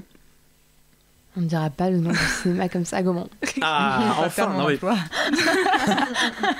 Non, mais tu n'es pas Marie Postel. Ouais, du coup. Oh. Transition musicale. Transition. La musique du film est bien ou pas? Finalement. Non. On s'en rappelle. Franchement, c'est pas du tout marquant. Il n'y a pas de truc. Il n'y a pas de passage, même. Allez, quand ils s'entraînent, il y a de la musique, mais même on remarque pas parce que, évidemment, j'arrive à mon point négatif numéro 1. Il y a l'humour de merde partout, tout le temps. C'est très chiant, c'est très chiant. Mais c'est pour les gamins, non? Est-ce que finalement, c'est accessible du coup? Par exemple, il y a la vanne du, je sais pas quoi, il va choper un truc dans un arbre et il y a le cochon qui le laisse partir. Et du coup, ça fait propulseur. Du coup, le cochon à bois. Voilà, aussi, oui, ouais, le cochon à bois. Le crochon. Le crochon. Attention. Mais voilà, il y a des trucs. Enfin, franchement. Après, je pense que la VF y est pour vraiment beaucoup. Parce que c'est de l'humour anglais, donc je pense qu'on perd l'humour avec la traduction, ça c'est évident. Mais quand même, ils auraient pu faire un petit effort. Il y a un seul jeu de mots qui m'a fait rire, et encore, je reconnais qu'il est vraiment naze. Balance. Et en fait, il communique avec une mésange qui imite du coup la reine qui s'appelle Oufifa. Pour le match, pour le foot ou FIFA, tout ça. C'est vraiment déjà rien que ça, c'est naze. Mais il y a l'accent aussi qui t'a fait ranimer. Attends, j'y arrive pas encore. Et du coup, en fait, ils appellent ça la mésangerie vocale. Voilà, ça c'est. Ah oui, effectivement. Ouais, ça fait un peu humour Kev Adams. Hein. Ouais, mais c'est ça le problème. Même si moi j'ai un peu retrouvé du Alain Chabat du coup dans. Du coup, un peu cet humour avec. On est loin quand même. Non, mais le fait de mettre. Même si c'est pas un de ses meilleurs. Le fait, même si bon ça se mord un peu la queue parce que lui se sert et fait référence à de l'humour anglais, donc finalement ça revient un peu au même, mais le fait de mettre Crow devant tous les espèces à l'époque, je crois, t'as les vermouths dans et là t'as les crocs verts ou je sais pas quoi. Voilà, c'est ce genre de blague, mais du coup. Mais là, ça passe pas. Mais je trouve pas bizarrement, moi je sais pas si vous aussi vous avez une salle assez jeune. Moi, je devais avoir des. Non, on était trois. On était seuls dans la salle. Bah, du coup, finalement, c'était assez jeune. C'est pas très jeune en fait, finalement. C'est assez jeune, on est très jeune. Non, pas tout à fait. Mais finalement, ils ont pas bien réagi. Moi, je trouve à chaque fois. Bon, après, c'est un peu chiant de voir un film avec des gosses, je trouve, parce que mais qu'est-ce qui se passe, machin. Bon, ça, il y avait les classiques, mais sinon, ils rigolaient pas tant que ça. Ce qui, en général, est. Donc, s'il a même pas touché son public cible, voilà. En fait, c'est foiré, quoi. Mais il a touché que les fans de foot, je suis désolée. Non, moi, je suis fan de foot et ça m'a pas fait rire. En plus. Non, mais l'humour, même en disant un film pour enfants, moi, je trouve que c'est prendre des enfants pour des personnes qui rigolent très très facilement, quand même. C'est un peu les prendre pour des cons. Mais c'est pour les. En fait. Les vannes qui les a fait rire, réagir en tout cas, c'est les gags visuels. Là où, mon mari, tu parlais de la scène où il tombe des escaliers pendant, je sais pas 10 ans. 10 ans, ouais. Pour montrer que le stade est énorme. Voilà, ça c'est un sketch qui marche assez bien, mais c'est tout quoi. Par contre, ce qui est impressionnant, c'est de voir le casting, parce que le casting est fou. Effectivement. En anglais, c'est un truc de dingue. Bon, après. C'est Pierre Ninet en français. Non, en français, c'est Pierre Ninet quand même. Ouais. Mais même si du coup ça fait un peu bizarre, je trouve qu'il a pas trop la voix pour. Il a la voix pour tout, c'est bien. Voilà, ça Non, mais même, j'ai écouté la bande-annonce en VO, il n'y a pas. Même, on ne sent pas les acteurs à fond, quoi. Puis même pour la vanne, en tout cas, ils ont mis des. Quand il y a la reine qui arrive avec ses commentateurs, c'est les commentateurs de Canal+. Donc ça, c'est la vanne, mais du coup, il faut la comprendre. Et faut avoir les références, en fait, voilà, quand on sait pas. Ça. Mais c'est même pas drôle aussi, mais parce que. Non, mais ces présentateurs, s'il te plaît. Cet accent de merde. Excusez-moi. Ah, on en vient à l'accent. Ah oui, il a un accent du le commentateur du rugby, donc c'est bizarre. Il a un accent comme ça, il parle tout le temps comme ça, il dit tout comme ça. Oh la belle prise de bec. Je suis désolée, mais c'est naze. C'est naze. Bref, du coup, on recommande pas Crowman. Finalement, rien de. Le scénario je suis pas aussi méchante que ça. Hein. Moi, je défonce. Non, mais en gros, quand même, l'animation est très belle, je trouve, et le scénario est efficace, mine de rien. Même si effectivement c'est pas passionnant pour les gens qui aiment pas le foot, voire pour les gens qui aiment le foot, mais je trouve que c'était quand même assez maîtrisé et il y a un peu d'autodérision, etc. Mais bon, effectivement, après c'est du foot. Mais ça fait bien dans l'animation stop motion au cinéma par contre. Voilà, ça c'est toujours agréable, je pense. Cool. Donc pourquoi pas quand même pas non plus pas le. Moi j'ai marqué, je ne le déconseille pas. Voilà. Mais je ne le conseille pas. Je ne le conseille pas, je ne le déconseille pas. Voilà, c'est le. Je ne mouille pas, je suis la Suisse. Il y a 2 ans, il y avait Kubo en animation comme ça. Oh, c'était autre chose. Ça m'avait pas plu. Ah, mais esthétiquement, c'était pas mal aussi. Enfin, j'avais bien aimé Sean le mouton en fait. Moi, je suis une fille assez simple. J'ai des plaisirs simples, donc voilà. D'accord. Très bien. Sean le mouton, je l'ai pas vu, mais ça. C'est ça. Marie, ça te fait plus rire que le film, je pense. Gaël me fait toujours rire. Donc on passe au Clint Eastwood, je pense. On y va. Yes. Allez. Bonne annonce.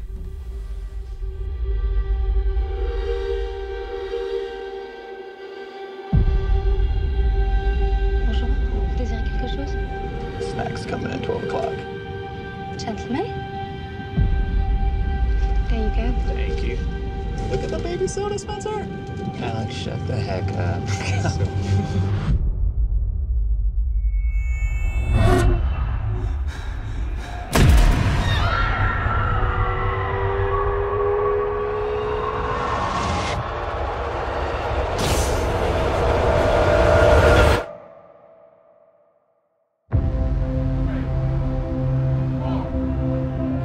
Once you begin to discover who you are, then you really realize how you have been given authority over your life. But you can only do that through the struggle of life. And most people avoid the struggle. Most people go through life avoiding pain. When you're working on a dream, at some point in time, a transition takes place. You learn how to leap higher. Start challenging yourself to dig deeper. Something in you that you never activate is lying dormant in there. Don't try and take any shortcuts. Do what you know is right. We've been chosen for this great work. I don't know, man. You ever just feel like life is just pushing us towards something, like some greater purpose?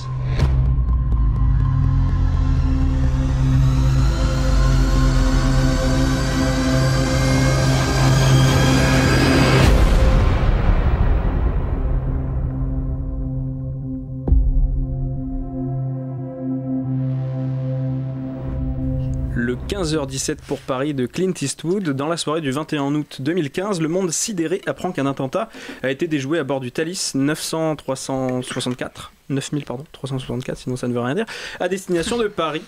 Une attaque évitée de justesse grâce à 3 Américains qui voyageaient en Europe. Donc c'est un film qui a la particularité d'avoir les 3 protagonistes donc, qui ont vécu ces événements. Donc Anthony Sadler, Alec Skarlatos et Spencer Stone dans les rôles principaux, donc ils jouent leur propre rôle. Qui souhaite commencer sur ce film? Gaëlle. Nina m'a obligée, alors je commence. Je vais commencer par dire que celui-là, par contre, je le déconseille, effectivement, contrairement au précédent. Alors, j'ai quand même marqué 3 petits points positifs. François Hollande? Non, ça c'était plutôt il joue tellement bien. C'est vrai qu'il joue bien quand même. Ouais. Même quand il fait un drame, il donne envie de rire, c'est terrible. C'est vrai. Alors, déjà, il est court. Donc je ne sais pas si c'est un point vraiment positif, mais en tout cas, il est court. Heureusement qu'il est court. Il traite d'un sujet récent, donc c'est quand même sympa. Et au moins, Clint Eastwood aura essayé un nouveau truc avec les 3 protagonistes réels de l'événement. Voilà, maintenant les points négatifs. Le scénario, commençant par la base, il est complètement dénué de profondeur, de sens, d'intensité, d'intérêt, de tout finalement, puisque vraiment on voit que les protagonistes rencontrent une personne. Et puis, c'est tout ce qu'on pourra dire sur cette rencontre. Ensuite, ils prennent une glace. Et puis voilà, ce sera tout également. Ça fait quand même penser à une scène de The Room. Il faut le faire pour qu'un film de Clint Eastwood revienne sur une scène de The Room. Ce qui est un peu triste aussi, c'est qu'il avait aussi adapté une histoire vraie l'an dernier, Sully, qui était vraiment exceptionnel. Bon, il y avait Tom Hanks dans le rôle principal. Mais moi je me suis dit il adapte même si là ça avait l'air d'être un film mineur, alors que Sully c'était vraiment, il y avait mis plus de moyens et c'était vraiment avec passion qu'il traitait ce monde-là de l'aviation et tout ça, avec des effets spéciaux assez fous. Là vraiment la scène importante dans Sully c'était la scène d'amérissage. Non mais c'est une histoire vraie où un pilote amérit sur l'Hudson avec son avion. Là, du coup, c'est une scène aussi qui a duré peu de temps, qui comme ça structure le film, on va dire, même si pendant une certaine partie du film on l'oublie, ce qui est un peu con. Mais je trouve qu'il y a moins de portée, il y a moins d'émotion, et j'ai l'impression que le fait d'avoir pris les acteurs, ça met de l'émotion en plus. Et s'il avait pris des acteurs, peut-être qu'ils joueraient mieux, mais ça aurait été totalement raté, quoi. Alors que là, moi, j'ai été touché parce que je me suis dit c'est vraiment eux dedans. Pendant tout le film, je me suis dit c'est vraiment eux dedans. Ils ont vraiment vécu ça. En vrai, t'as de la chance d'avoir été touché par ça. Même si, est-ce que c'est le seul point qui m'a un peu. Parce que moi, justement, je me disais merde, mais ils auraient jamais dû me montrer ça parce que je les aimais pas en fait. En fait, j'aimais pas leur personnalité, donc je préférais les voir comme des héros qui avaient fait cet événement précisément à cet endroit, etc. Mais leur vie m'intéressait, mais vraiment, vraiment pas, quoi. Je veux dire, c'était pas passionnant. Encore le principal, comme c'était un peu plus développé, pourquoi pas, mais les deux autres, vraiment, il n'y avait aucun intérêt. Je veux dire, je sais plus comment. Anthony, qui est pas dans l'armée. Ouais, c'est ça. Anthony veut dire. Et lui, on ne sait pas si c'est le principal parce qu'au début, on commence sur lui et il dit je suis avec mes potes. Je pense que Clint Eastwood a eu de la peine pour lui parce qu'il n'y avait pas assez de trucs à dire sur lui. Mais à la fin, je ne sais pas si vous avez vu, mais c'est celui qui a eu le seul prix en fait, qui a eu une prix qui a été décoré, on va dire. Parce que les deux autres, comme ils étaient dans l'armée, ils ne sont pas décorés, ils ont fait un truc, c'est leur métier, quoi. Et c'est le seul qui a été décoré. Du coup, je pense qu'il a un peu insisté pour le mettre au niveau des deux, alors que. Oui, c'est ça.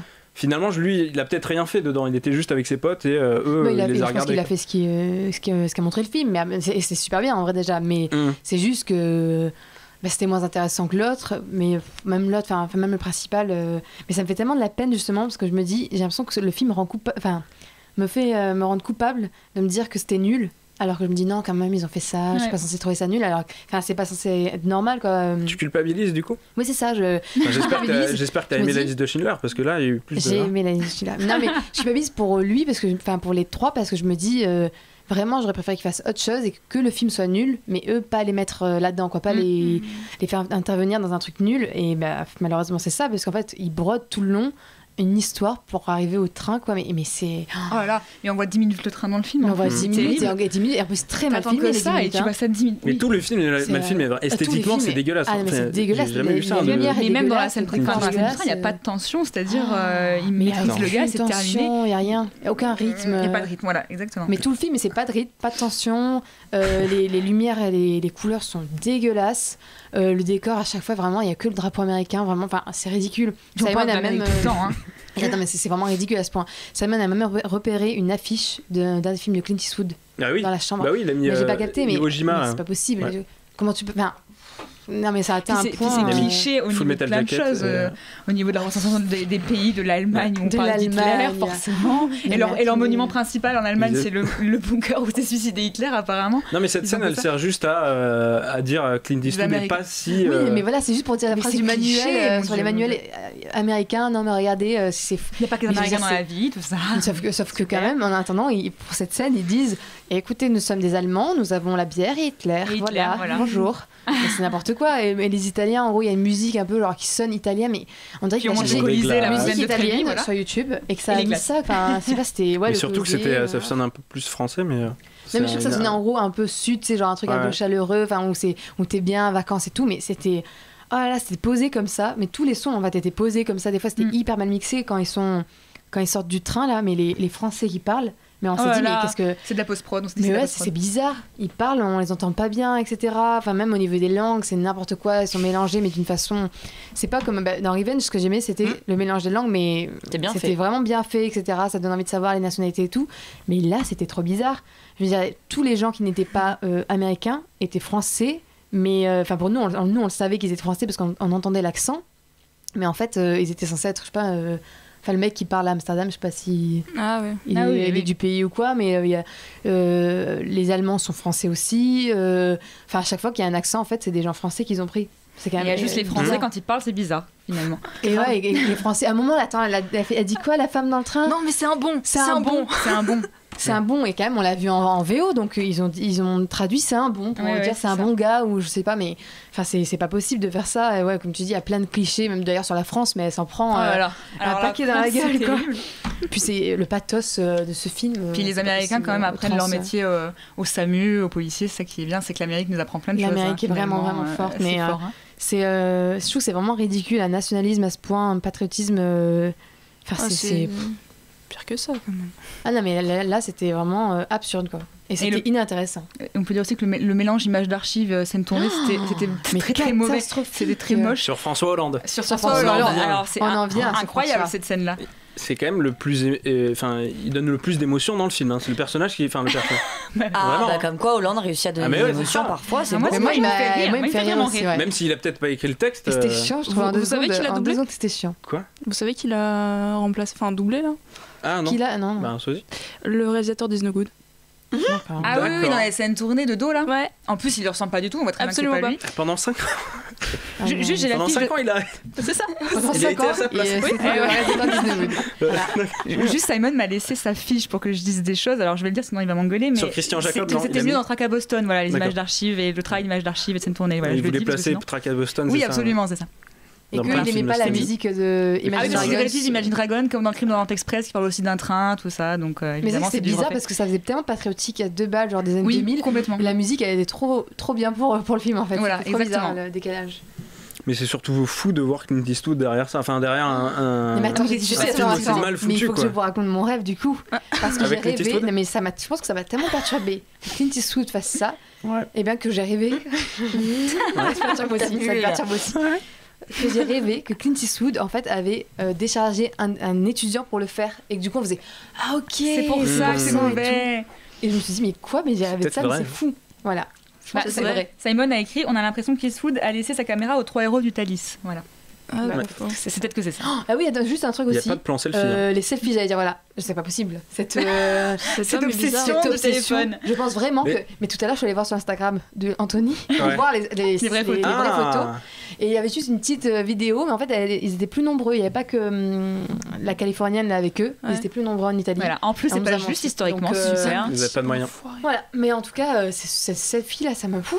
C'est dommage parce que c'est des histoires intéressantes à connaître et du coup, il a décrédibilisé cette histoire. Pour moi, ça m'a vraiment desservi la réelle histoire de ce qui aurait été drôle, c'est que dans toutes les histoires vraies, ils mettent les vraies photos à la fin.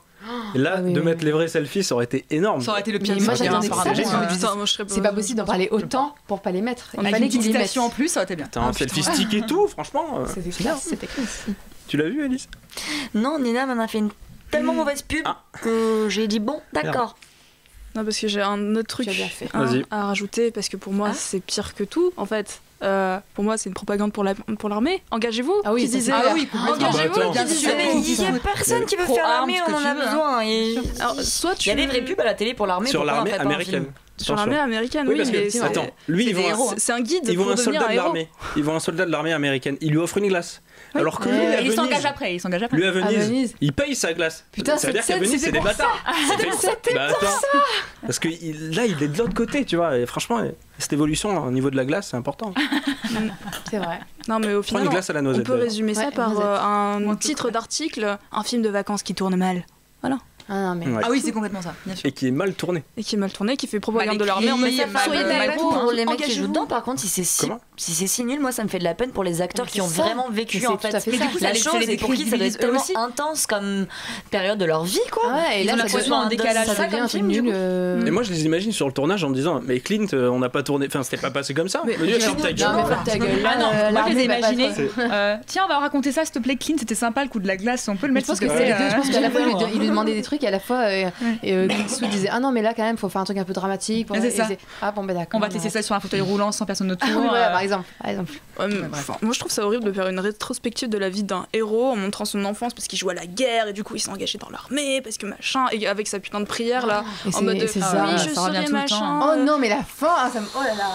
Non mais et les armes au début mais je trouve que en fait ce plan était fait pour être dénonciateur des armes de la violence et c'était tout le contraire, c'était tellement étrange de voir un plan aussi violent par le fait qu'il y ait plein d'armes pour un enfant et à la fois on sentait vraiment que Clint Eastwood disait oui allez continue. Oui non mais c'est un truc de fou parce que tu l'as pas vu mais ils sortent je sais pas combien d'armes de paintball tu vois et à la fin le gamin il sort pépouze un fusil de chasse tu vois en mode tiens regarde si t'aimes bien les armes mais t'as pas d'armes toi.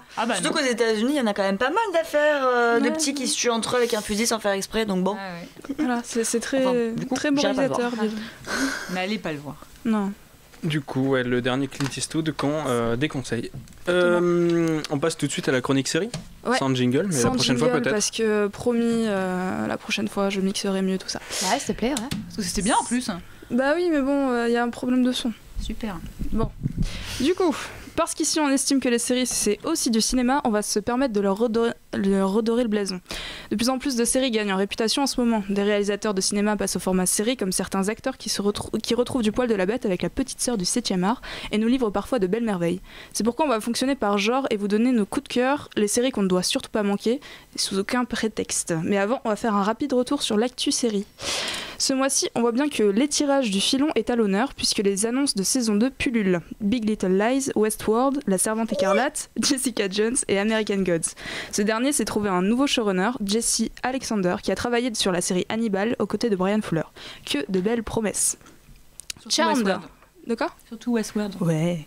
La Servante écarlate. Et par contre, il y a The Deuce qui a annulé la saison 2, je crois. Ouais, ça à cause de James Franco. Mais il s'est encore. Ah bah en même temps, lui, c'est sur la sellette.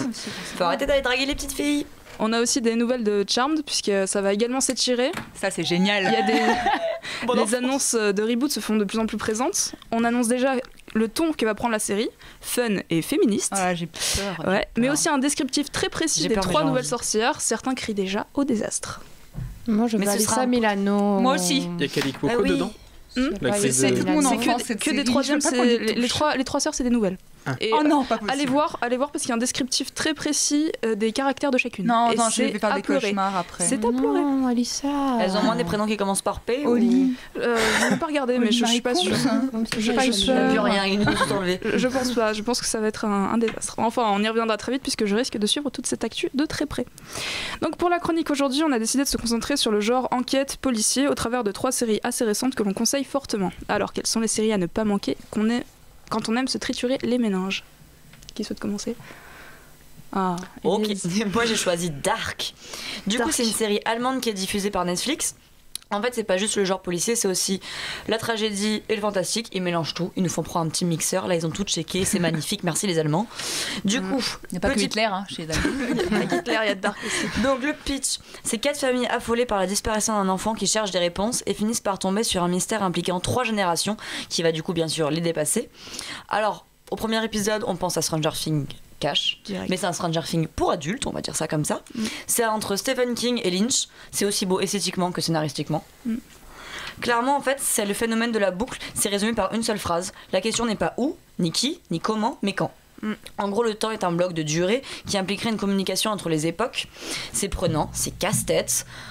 Il faut tenir les 3 premiers épisodes, je vous l'avoue, pour être vraiment dedans. Mais à partir de ce moment-là, en fait, il faut savoir que les scénaristes ont travaillé avec des notions de philo, de sciences. C'est vraiment très précis et il y a des règles très strictes dans cet univers-là. Et du coup, on c'est allemand, ça. Strict et tout.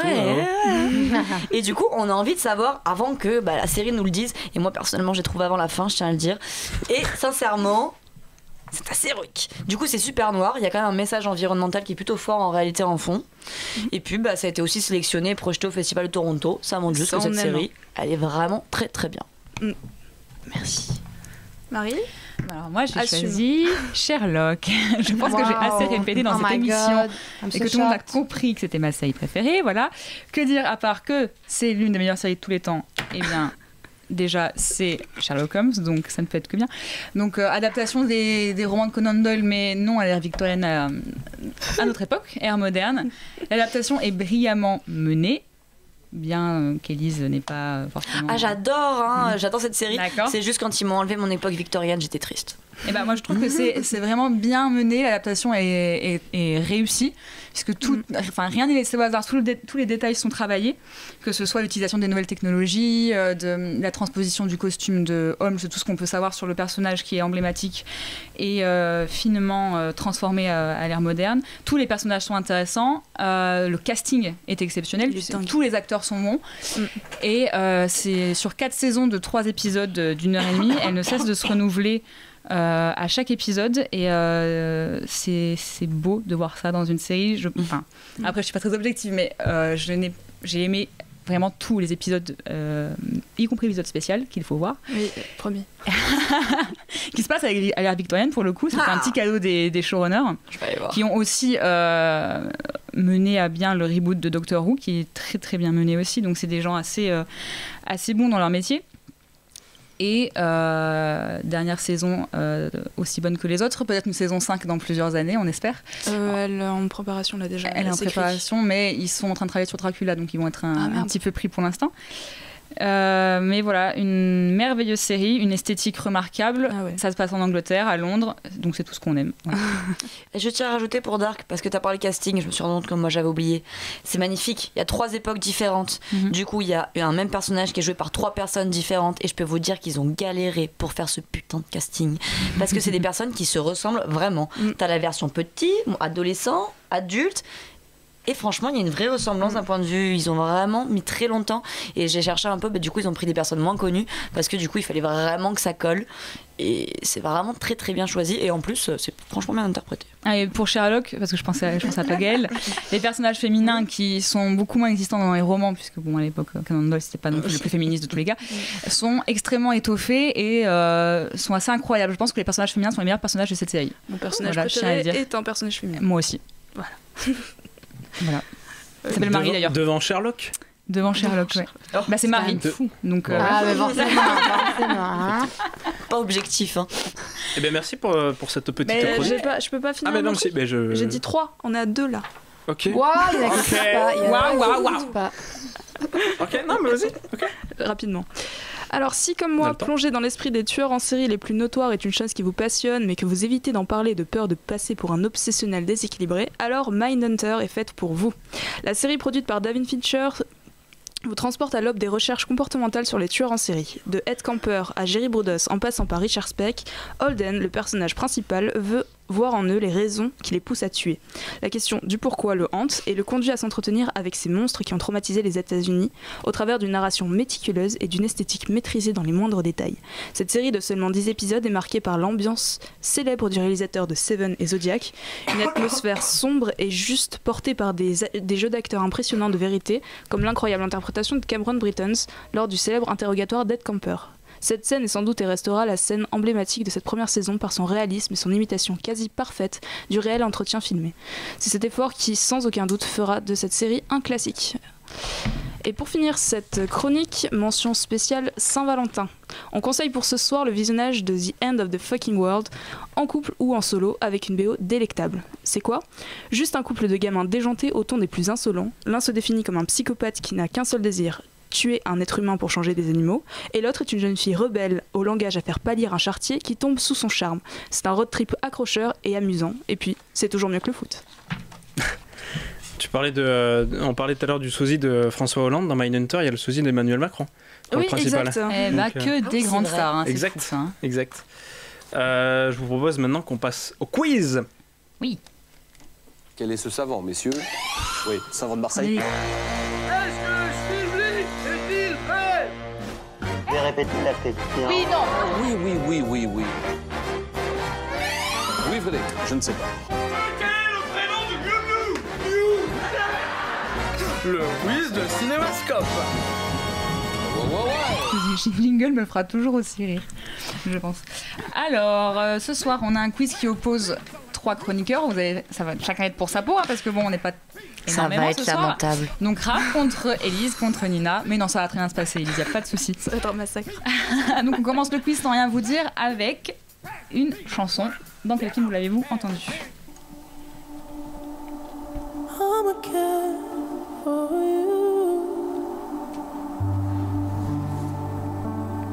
Weeknd.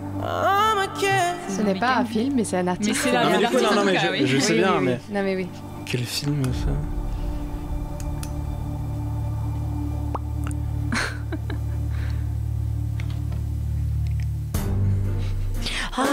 Attends, merde.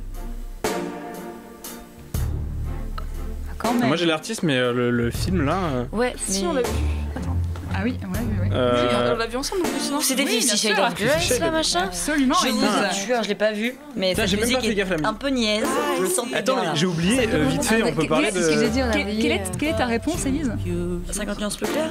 Oui, absolument. Oui, on a oublié d'en parler, effectivement. Ah Ouais. merde. Vite fait, tour De de toute façon, table. vous allez lui faire du mal. Bah, à ce déjà, film. Élise a un point, je préfère juste préciser. Ouais, merci, voilà. quand même, s'il vous plaît.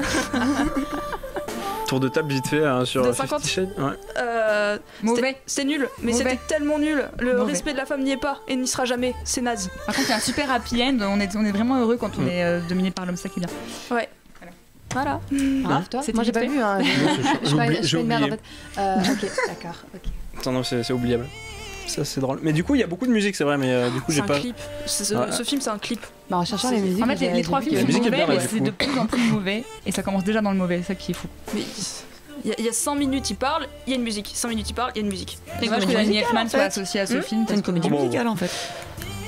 Non, Une comédie, non. Même pas une comédie. Ça fait non. pas rire. Bon, ça fait pas pleurer non plus, mais ça fait rien en fait, ça ne fait rien. C'est naze. C'est vraiment naze. Voilà. On peut continuer le quiz ou pas parce que... Vas-y. Donc du coup, c'est pour annoncer que nous avons préparé avec Gaëlle un petit quiz spécial Saint-Valentin. Ah, trop. Le J'ai jamais vu de comédie romantique. Très bien comme ça, va très bien se passer, je t'en fais pas. Attends, c'est que sur les comédies romantiques là? Saint-Valentin, oh C'est ouais. ça, ça va en teint. Eh merde, heureusement que je me fais souvent chier le soir avec ma coloc. J'ai Tu vois, au moins là, je vais gagner. J'ai même pas vu peut-être. Coup de foudre à Notting Hill, tu vois, les classiques. Oh, mais Ni Valentine's Day. Allez, N'essaye pas de faire des Oh hypothèses. là là. la première teste. question Alan étant Rickman. Non, merde. quel couple ne s'est pas séparé en 2017? Mais Vous avez c'est un quiz closer en fait. Écoutez les propositions. un petit peu quand même.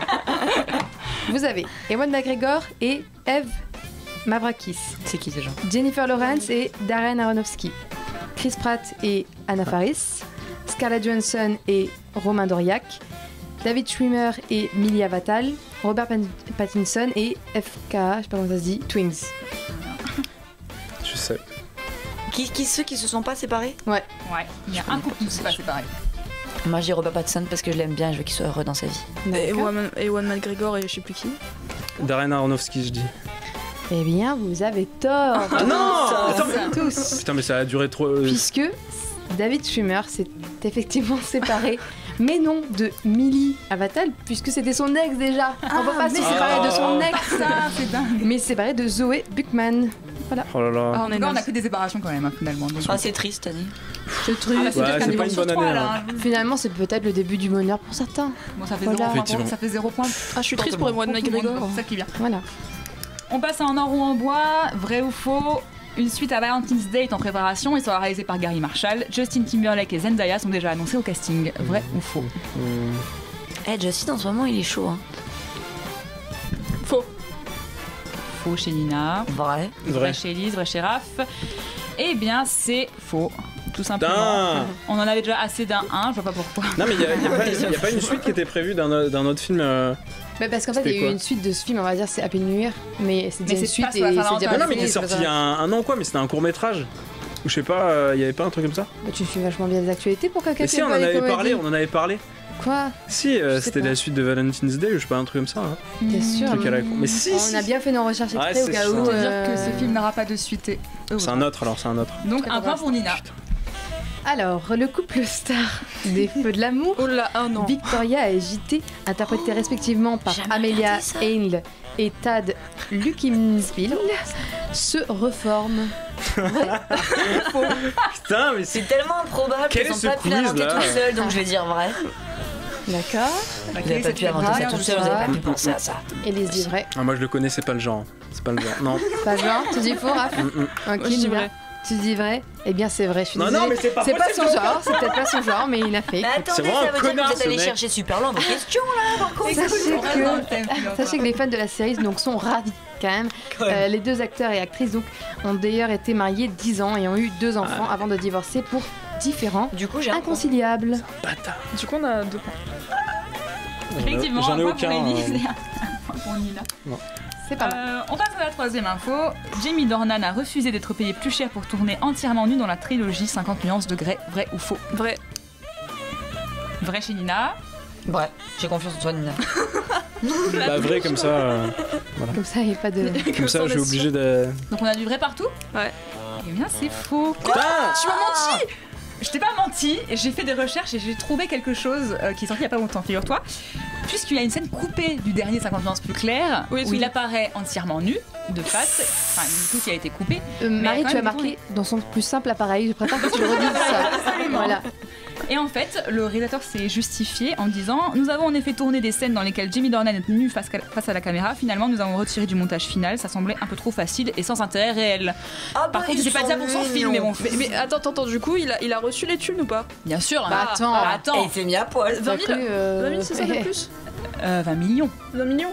2 ou 20 millions? 20 millions? C'est fait 20 millions, ça semble ça compte en millions. Ça se compte en millions. Ça semble extrême, 20 millions. En fait, il a autant d'argent que son personnage. La quoi. nudité se paye extrêmement cher. D'accord. Donc, pas de points, je suis désolée pour vous. oui. Eh merde. Dernière info tox, Ingrid Chauvin et son mari. Qui ça? Ingrid Chauvin. Qui ça c'est? Finalement une collègue à moi. Et son mari Thierry Pétieux, autre collègue à moi, très sympathique, mais oui. réalisateur sur Demain nous appartient, a décidé d'adopter, fêtant ainsi le succès de la série Sétoise. Attends, comment ça, ils adoptent pour fêter un succès? Tu peux pas adopter un enfant pour fêter un succès quand même? Pour fêter, mais en gros ça va avec. Ça va avec, Ah ouais. À vous de voir. Non mais c'est quoi ce... Putain mais je ressens rien moi. Eh bien tu voilà. C'était dans quel... On s'en fout. Moi je dis que c'est faux. Ah c'est Il vrai. a dit que c'est faux, elle dit que c'est vrai. Moi je dis vrai, ils l'ont appelé Joachim. Tu dis que c'est vrai? Ouais. Est-ce que je prends en compte le fait qu'ils aient appelé l'enfant Joachim? Ça risque de t'enlever des points car c'est vrai. Eh oui, désolé Nina. C'est vrai et voilà, c'est tout. C'est tout ce qu'on a à dire puisque finalement, on s'en fout. On s'en fout. C'est elle qu'on a cette info, on peut le préciser. Non mais c'est pas grâce à moi du genre en mode texto, voilà, c'est grâce à moi. Vraiment, je l'ai vu sur internet comme des gens lambda. Tu pourras leur envoyer un petit SMS de félicitations. Ah oui, bah oui. On passe au qui a dit. Qui c'est? Alors, un jour, je saurais vraiment diminuer, tu le sais. Alors sois prêt. Vivons notre amour aussi longtemps que nous le pouvons. Et si un jour tu me regardes avec dégoût, je pourrais toujours partir et vivre dans un autre pays. Un jour, je serai. C'est beau. Je serai diminué. Un jour, je serai vraiment diminué, tu le sais. Alors sois prêt. Vivons notre amour aussi longtemps que nous le pouvons. Et si un jour tu me regardes avec dégoût, je pourrais toujours partir et vivre dans un autre pays. Ça vous inspire? Ça en veut pas par minute. Une personne qui est. Non, c'est un mec. Ça c'est pas une personne. Ah merde. Oui, c'est une personne qui a dit ça. D'accord, ok. Je crois que c'est pas une réplique de film. On cherche le. Ah, c'est une personne qui a dit ça il y a pas longtemps. C'est une personne qui est plus âgée que la personne avec qui il est en couple. Absolument. Absolument. Déjà, tu passes une bonne. Darren Aronofsky? Non. Putain. C'est une femme déjà. Brigitte Macron? Non. Brigitte Macron. Bah, elle a joué on pourrait Il y a un petit truc. J'en ai un indice là quand même. Bah vous avez besoin qu'elle soit femme et effectivement plus vieille. Française? Non, pas française. Pas française. Américaine du coup. Ah, américaine ou pas? Américaine? Est-ce que américaine? Oui, je crois, oui. Ok. On sait même pas sa nationalité. Non, si, américaine. D'accord. On connaît son époux ou son épouse? Oui, mais alors là, on la connaît. Peut-être toi, Raph. Oui, toi tu connais Raph. D'accord. Enfin, je pense. Selon tes dires. Selon tes dires, il y a moyen. Je pense pas parce que selon vos dires. Mais elle, vous la connaissez forcément. Mais elle, oui. D'accord. Elle est blonde. Ah c'est la femme d'Aaron Taylor Johnson? Pas du tout. Non. Ah, ça aurait pu, hein. Oui, mais ce n'est pas elle. Putain. C'est beaucoup plus, comment dire, d'actualité. Beaucoup plus d'actualité? Actualité. Dans les sorties. Actuelle, quoi. Actuelle. Maintenant. Tout de suite. Dan Krager. Non, mais quand on dit actuel, c'est vraiment actuel. Pamela Anderson? Absolument. Exactement.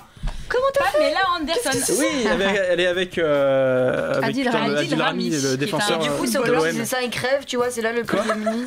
C'est marrant. Adil Rami qui est footballeur à l'Olympique de Marseille, donc c'est très mon compagnon, on parle en tournage, tout ça. Et elle a aussi confié à pas mal de magazines sur sa nouvelle relation avec le footballeur et sur le fait qu'il ne pouvait pas communiquer parce qu'il ne se comprenait pas en parlant. Mais il y avait le langage corporel qui restait. Ah, c'est du sexe. Ça marche. Voilà, c'est tout. Donc la recette parfaite. Vous vous souvenez comment marche la recette parfaite? C'est une personne qu'on doit retrouver. Ouais. Grâce à des petits éléments. Alors, j'ai eu les cheveux de Mark Wahlberg. J'ai l'âge de Jean-Luc Reichmann. J'ai le métier de Keira Knightley. J'ai le sourire de Julia Roberts. Je suis le Adam Sandler Julia de la Roberts. romance. J'ai le nom de famille d'un acteur fétiche d'Hitchcock. J'ai le prénom d'un acteur récemment ridiculisé dans une comédie musicale. J'ai l'accent de Colin Firth. Attends, c'était quoi le truc de la comédie musicale? Daniel Day-Lewis. J'ai le prénom d'un acteur récemment ridiculisé dans une comédie musicale. C'est Zac Efron qui a été récemment ridiculisé. Hugh Grant. Il avait pas besoin de la comédie pour se ridiculiser. Hugh Grant. Ah pardon, oui, c'est ça. C'est ça. J'ai complètement bugué. Bah, Hugh Jackman. Oui, non, c'est ça, tout à fait. Ouais, en fait, Donc Hugh Grant, l'acteur, oui. J'aurais dû me taire. L'acteur de Gary 57 Grant. ans est un habitué des comédies romantiques, de Coup de foudre à Notting Hill à Love Actually, en passant par le journal de Bridget Jones et 4 mariages et un enterrement. Et un enterrement. Pareil. Marie se tourne sur les titres à un enterrement. Un petit peu pressé. Super, les mariages à un enterrement. Vive l'ambiance. On est d'accord que c'est Raph qui a trouvé? Oui, Ouais, d'accord. D'accord, très bien. Putain, je On passe au qui suis-je? Alors, pour rappel des points, 3 pour Raph, 3 pour Elise, 2 pour Nina. Putain. Mais t'es pas loin, Nina, t'es pas loin. Alors, qui suis-je? Je fais mes débuts dans le stand-up et produis mon premier one-man show au Festival d'Édimbourg en 95. Je suis très vite remarquée et débute à la télévision dans des séries comme Asylum ou Six Pairs Ewan McGregor. of Pants. Non. Je crée en 99 la série Les Allumés et y engage mon meilleur ami. Ah. Je suis à l'origine d'une trilogie comique très connue. Ah. Je suis partie en mission avec J.J. Abrams en 2006. Sam Raimi? Ce Attends, dernier m'a d'ailleurs envoyé dans l'espace en 2009. J'ai signé pas mal de comédies qu'on acolyte. Nous Nick formons Frost d'ailleurs... Simon Non. Pegg. Oui, Oui. Simon Pegg, absolument. Un dieu phare. Simon Yes. Pegg, qui a 48 ans aujourd'hui. Et le lien avec la Saint-Valentin, eh bien son film Shaun of the Dead a été présenté à sa sortie comme une comédie romantique mais avec des zombies. Voilà. Et en plus c'est son anniversaire, donc on lui souhaite un joyeux anniversaire. Joyeux anniversaire. On passe au qui c'est celui-là. Alors, qui c'est celui-là? Jack Twist. Quoi? Attends, c'est quoi le jeu là? il faut que tu trouves le personnage. Faut que tu trouves. C'est-à-dire quel là, film non, tu es, là ce c'est un personnage? personnage. Ah, Et Dans quel film? Dans quel film? Dans Valentine's Day, oui. forcément. Dans quel film? Valentine's Day, non? Non. Putain, mais j'essaie de. Mais même sur le cinéma. Au hasard. Non, Non, le film. Non, ouais, je- le film. je- D'accord. film. Jack Twist, on a dit. Jack Twist. Alors, j'ai des petits indices si vous voulez. Ouais. Vas-y. En pleine nature. C'est pas fou comme indice, hein. Pleine nature. Ouais, mais quand même, c'est vrai. Ouais, c'est vrai. The Notebook. Le truc de la lettre là. Ah. Non.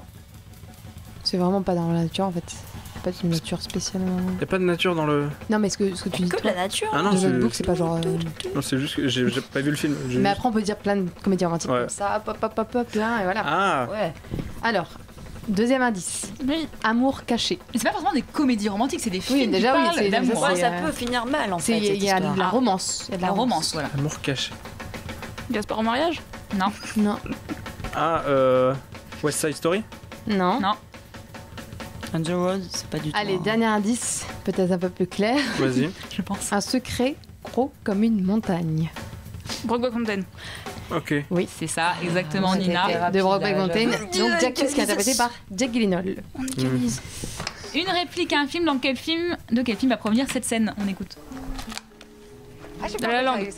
Oui, Oh my absolument, God. de Damien Cette Chazelle. rapidité, c'est incroyable. mais j'ai même pas eu le temps Meilleur film d'écouter, t'as 2017 pour répondu, Cinémascope. Hein. Donc on arrive à 4 pour Raph, 4 pour Nina, 4 et 3 pour Elise. Je suis la plus rapide. Mais t'es pas loin non plus. Vous avez rattrapé Nina, c'est bien. Donc, merci le Québec. Elle a répondu trop vite. Alors, donc là, Trop le but est de retrouver le film, le titre original du film, sachant que je vais le dire en version québécoise. Avec l'accent, s'il te plaît. Pour une Je fois. risque de vraiment de mal faire. Bréantine. Ah, là, c'est pas mal. Hein. Il faut dire François Truffaut en général. François Truffaut. Si tu te dis comme ça. C'est, je sais pas. Mais je Bon, te, j'aime, C'est le mot j'aime. cliché en général. J'ai J'aime trop beaucoup. de respect pour François Mais en Truffaut. tout cas, Bréantine quand même. D'accord. Bréantine. Bréantine. Très bien. Du coup, le film. Eh ben, Bah voilà, ça vous le trouver, C'est hein. vrai, c'est ça. Moi, je dois pas donner la réponse à un moment. J'avais quoi J'avais pas. Bréantine. J'ai cru. Moi non j'ai- plus. Ok. Je dois toujours pas donner la réponse dans le. Bréantine, C'est pas le but. Non, j'ai cru que tu disais un autre truc. C'était tout. Ok. Ça ne m'inspire rien. du tout. Ça m'inspire rien du tout. Je sais même pas pourquoi. Je Film crois que je sais même pas moi-même pourquoi ça Ils s'appelle l'ont nommé comme comme ça. ça, je n'en ai aucune Ça idée. n'a rien à ça voir n'a du tout Ça avec. veut- je sais rien pas, à je sais pas voir. ce que ça veut dire en fait le. Peut-être que Ok. c'est. C'est l'original. québécois. le mot. Un petit indice, c'est une comédie musicale. C'est un bon indice quand même. Grise? Oui, Ok. absolument, Nina. Pourquoi ils ont appelé ça Les cheveux de la brillantine, ils s'en On ne foutent sait tout le temps. pas, on ne sait pas. Ils s'en foutent tout le temps sur la Ouais, mais du tronche. coup, c'est méchant. C'est de la cire, hein, la brillantine. Oui, Ok. c'est ça. Ouais, mais pourquoi Ah, gris merci, ça veut là. dire quoi en fait? Gris. On a peut-être dû s'en Je sais pas. C'est le morceau de Frankie Valli. Je sais pas si ça vient de là. Ok. Bah, Frankie Valli aussi se mettait de la brillantine. Ouais. Peut-être qu'il y a un lien. En tout cas, Lina, tu passes devant puisque tu te retrouves à 5, 4 pour Raph et 3 pour Élise. Ça tirait bien la brillantine. Lina prend la tête.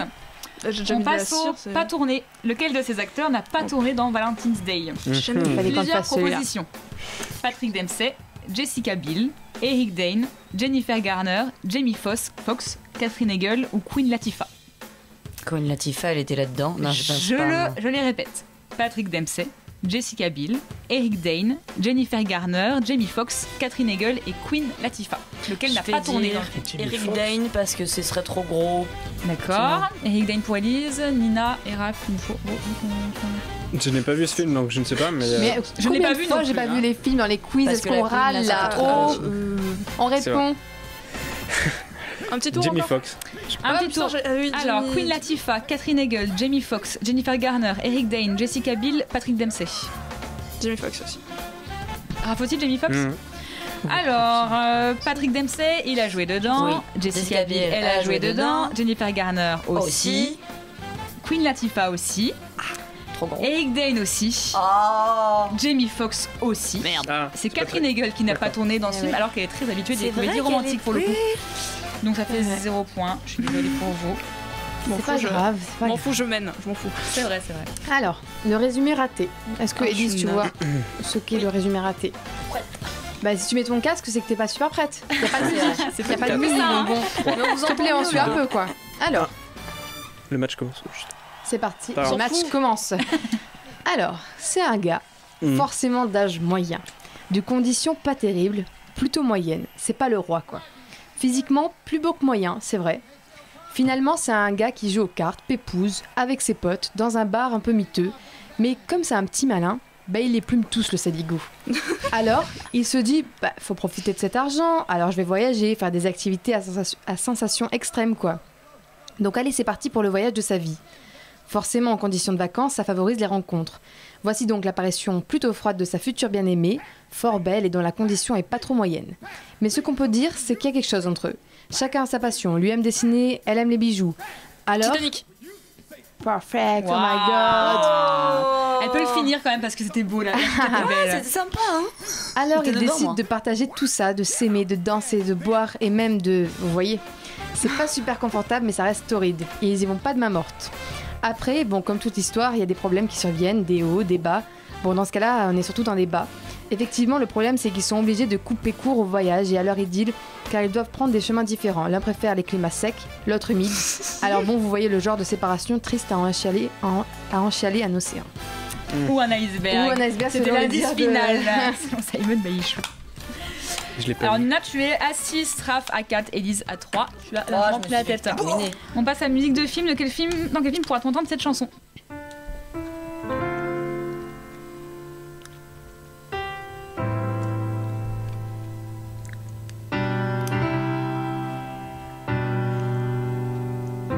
Bodyguard? Non.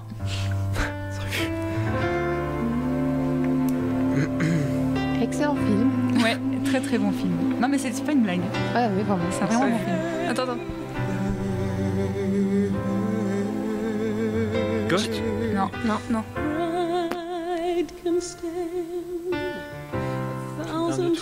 Alors... On pourrait même dire encore l'indice amour caché cette fois. Ah oui, totalement. Amour dangereux même. Moulin Rouge. Non. Dit ça. On approche. On approche. Ouais, c'est vrai qu'on approche.